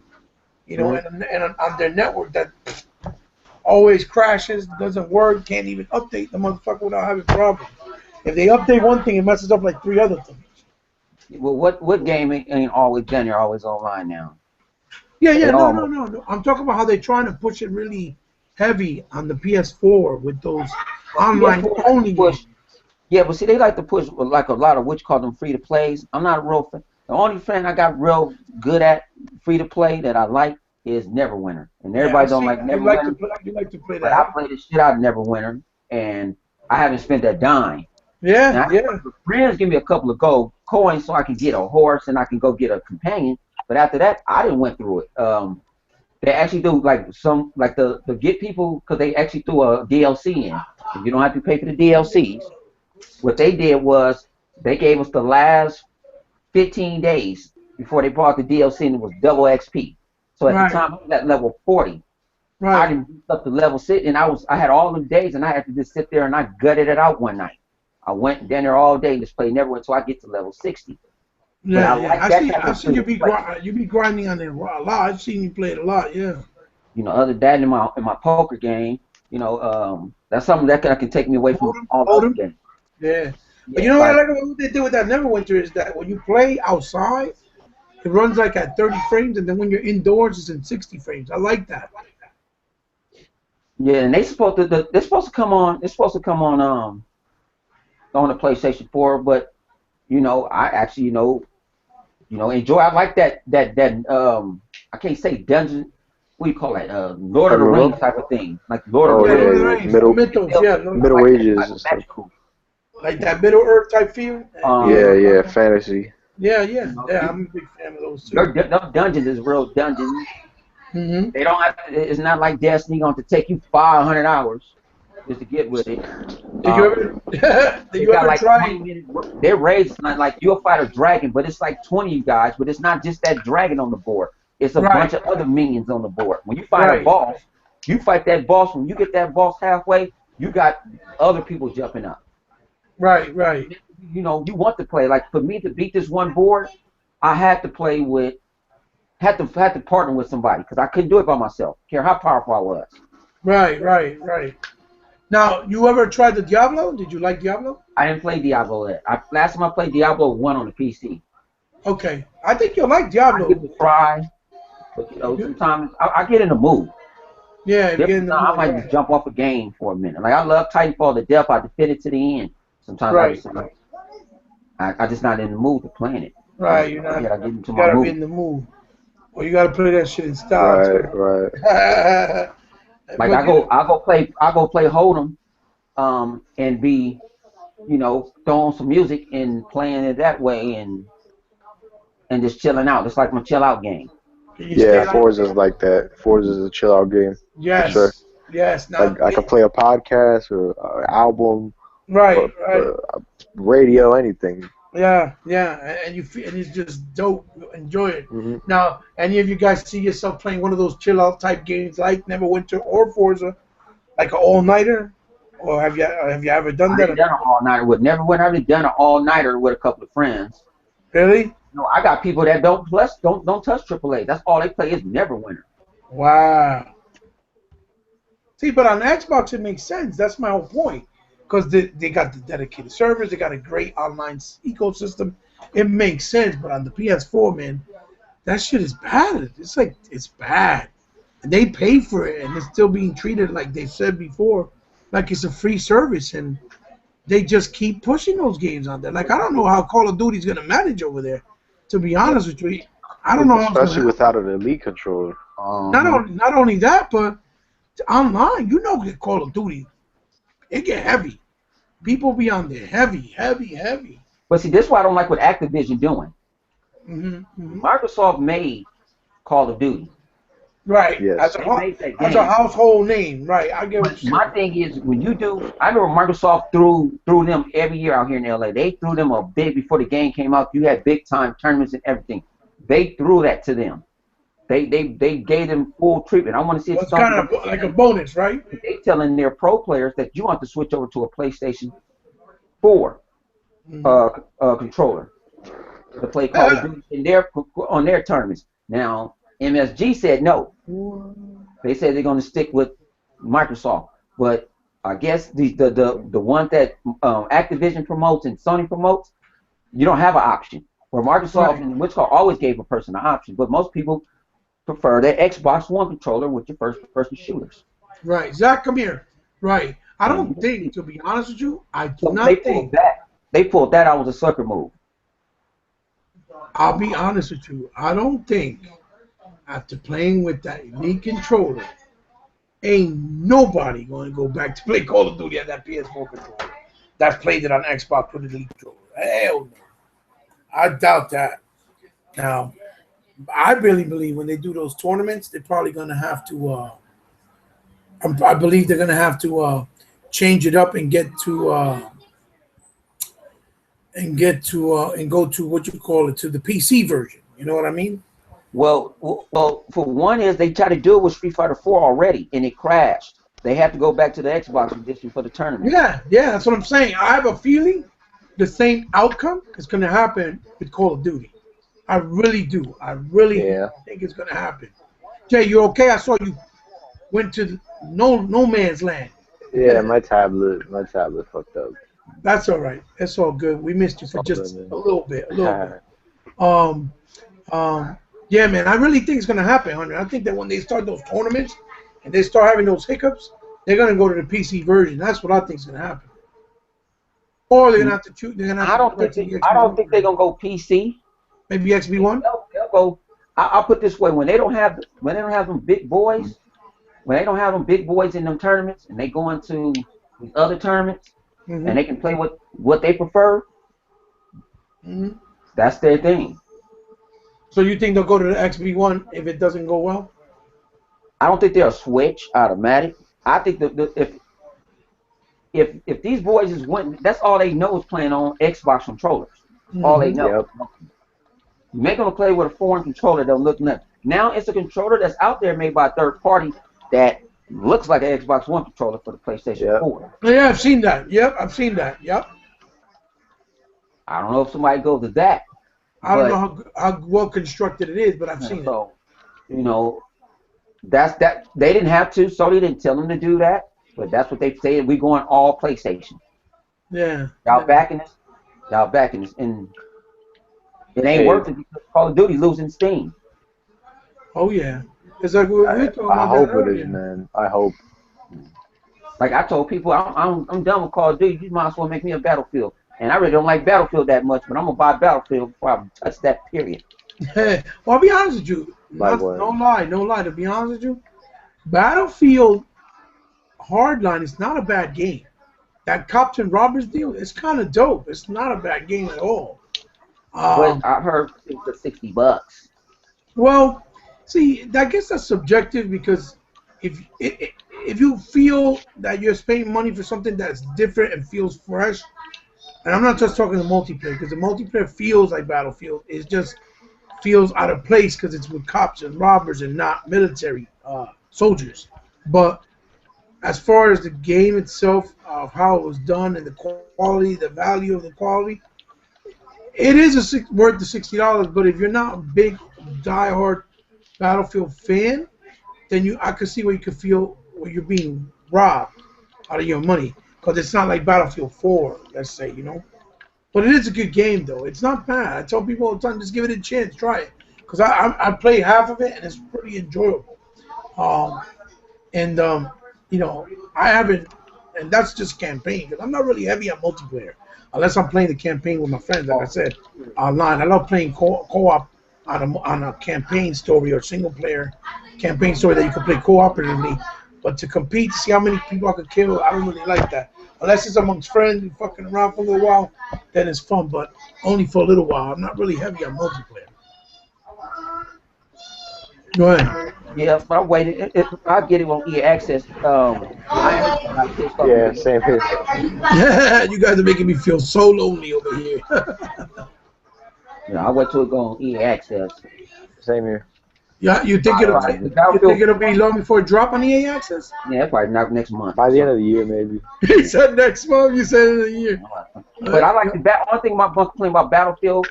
I got pissed off and I just erased it because I went through the campaign and got to the end and it took me all the way back to the beginning.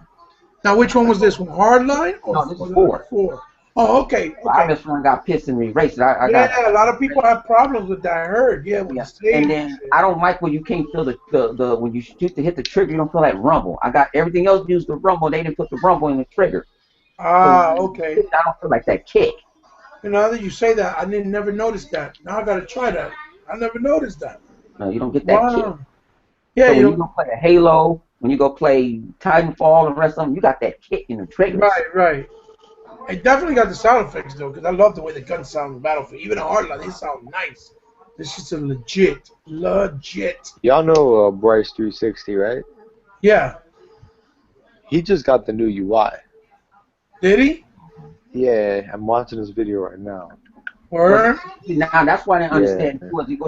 Are you all right to use? I kind of heard something close or something about it or something, and that's why I was going to actually just take a picture, like if I got it, instead of doing the video on it, because I wasn't for sure. But they rolled out something yesterday to people, and I heard they about to do it 2 times a week. Nice. Yeah, you saw how they try to make a big hoopla trying to say like, oh no, we don't know, they're not going to longer let anybody be in, like trying to make it sound like it's something bad.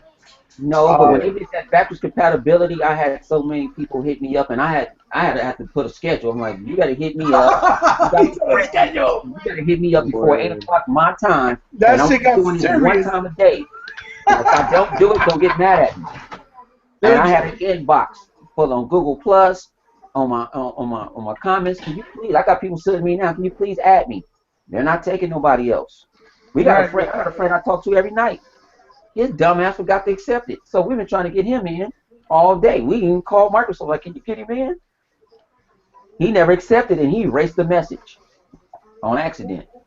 Wow. He must have been pissed. Yeah, no, but you're right. A lot of people, they were treating you like an alarm clock. 8 o'clock, 6 o'clock in the morning, like, what the hell? I'm sleeping. Yo, can I get that preview program, Colin? And I told people, I don't know who put me in a preview program. I just got an invite one day. I don't know who sent me to. I said, whoever sent it to me, thank you. Nice. That's too funny, though. Yeah, someone just sent it to me on I'm like, whoa. That's too funny, though, what you said about I had to set a schedule. That is hysterical, yo. Oh, it was just one time, and I did as much as I could. You know, sometimes I got busy, so I might don't do it until the next morning. But I told them, you better put it in. And I said, you have to friend me, too. I just can't just... Wow. And I add you, and that's all I can do. I'm only human like everybody else.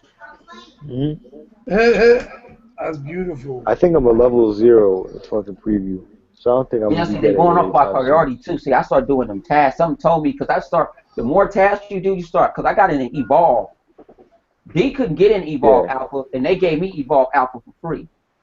Right. They start giving me stuff for free, and they're going off like you have to be level this to get it. So I know you. That's why I do it. And some of them, I tell the truth, I don't go through all of it. I just go through straight to finish because I already know what it's already about. Right. But when they're going off a priority off of that. So you kind of, and I guess they're going off of how long you've been on it too. And they're not counting. Like, see if you or have you been involved? Right. Wow. Well, I know you can't. I know you must be going head over heels with them teeth to try that Warzone on Halo. That Warzone looks like it's gonna be serious. Oh man, I won't go ham with Warzone. You gonna go ham all day? But it's like a Titanfall, man. It's everything I like, and it's in the Halo universe. Right. So Jay, Bryce, you seen the video? How's it look? Looks nice. Oh yeah, it does look nice, man. It looks speedy. Impressive. Looks quick. Looks good. I gotta go check it out for sure, man. I definitely do. Damn, you know what I'm gonna do? I got something come up. I gotta kind of leave real quick. I didn't want to cut it off, but yeah, but I have to leave too. I got a customer on the way. Yeah, my wife just signaled me. I have to take my nephew I'm getting tired. home. He was still here. I forgot all about it. But damn, it's been real nice, man. Hanging out with you guys again. I think this is our shortest show. Probably. Walking at 2 hours. Probably. But I think it was informative enough where people are gonna enjoy it. That's what matters. That's true. So I want to give a shout out real quick to Master Chief, aka Xbox Uprising, and Sega Forever. He was supposed to join us today too, but for some reason I guess they were both too busy. They had stuff going on, and very understandable. They got families and lives. But shout outs to them no matter what. Maybe next time they could join us too, and Honey, I'm so glad that you were kind enough to come over here and join us. You family, and you're part of the family. You're welcome anytime you want, as long as you're available, you know. And I don't know, say if you want to leave, give some final words about your intromediagaming.com website. You know, go, take it away. If anybody, want to hook up, you don't want to, like, do your own thing, come check us out at Intro Media. We got a bunch of everybody's. I don't care if you're a pony, PC extremist. I just want to have a hub where everybody, you can get promotion. I do the best I can to promote videos. Absolutely. I'm just like everybody else. But when somebody get a video out, I post it on websites. I post it on Twitter, Google Plus. I go through I give you the full whistles, and you're not signed to no contract. You can do whatever you want. That's still your channel. You don't own nothing. Nice. It's a place where you got regular gamers that are just trying to get their word out there and their opinions out there. Yeah, he keeps it 100%. Let me tell you, I've joined the site. Been a couple of months, and he hasn't charged me a dime. He does nothing but promote me and promote my videos. He shows nothing but love, care. He cares about the community. 100. Let me tell you, he may not talk much out there to everybody, and he keeps his people around his space to a certain degree, but he cares, man. He cares, and it's a good movement. You guys, I believe Jay, he wants you to join too in Chief. He told me, I'd be down for anything, man. Multiple. Like I said, I give y'all own, like on the page, give you guys your own channels. Yeah, that'd be your nice. own page and everything, and so they'll click on like they click on Daily Ons or Podhead and them, and that'd be your own page. You can put everything you want on it. Yes, sir. Put it this way. Access to the website. You can get your own email. I'll give the full VIP treatment. Yes, you do. He put up my video for unboxing like 5 minutes after I put it up, and I think I got that's the one with the most views I got on my channel. It was dope, and he promoted me in all his videos. So check out his unboxing. He made me want to go buy one, and I like that, man. He's definitely stands for what his name is. He definitely keeps it 100%. Absolutely. Jay, thanks again, man. I appreciate for letting me host our podcast. This is our podcast, not mine or yours. It's ours as a family. The Xbox community. On my channel, hopefully people will watch it. We had like 1 or 2 viewers, but we appreciate them. It's not about how many people view, because this is going to be up for a while, so people will be able to come and see it at any time. I hope they enjoy it. Jay, you're the best. You've always been since day one, since we started sharing the hay, so to speak. And I hope it stays like that with all of us, Honey, with all of us, Chief, all of us in the community. Maybe we can have some more people join us later on down the future and down the road. And again, so like I said, thanks a lot, Jay. You have any final word, anything you want to say to Honey, or anything yourself? Yo, Honey, I like what you do, man. I'd like to join the site. Yeah, that sounds cool. Yeah. Shout out to King Hydra. I just noticed he's in the comments right there. I don't know if he's still watching. It's King Hydra. What's up, my dude? Yeah, he's cool people. King Hydra. Cool Good guy. Thanks for Hebot for hosting the show today. Well, thank you, man. Thank you. Yeah, Honey, thanks for being here again, Honey. I hope we didn't bore you to death. Man, I got different personalities. Yes. You got anything wrong? Hit me up on Xbox and hit me up on Google Plus. Man, I live on a computer, so. I live on there. So hope you join us again for sure. Okay. I'm gonna work right now. Yeah. Yes, sir. I hope you join us again. All right, Honey. All right. You're welcome anytime, my dude. Thanks again, man. Oh, thank you. Yeah, fuck Hideo Kojima. Hey, so Xbodians YouTube, thanks again. Like, subscribe, comment. Remember, if you do subscribe, you're part of the family. That's all. That's all that matters. Xbox for life, like a sickness that can't be cured. Peace out, peoples.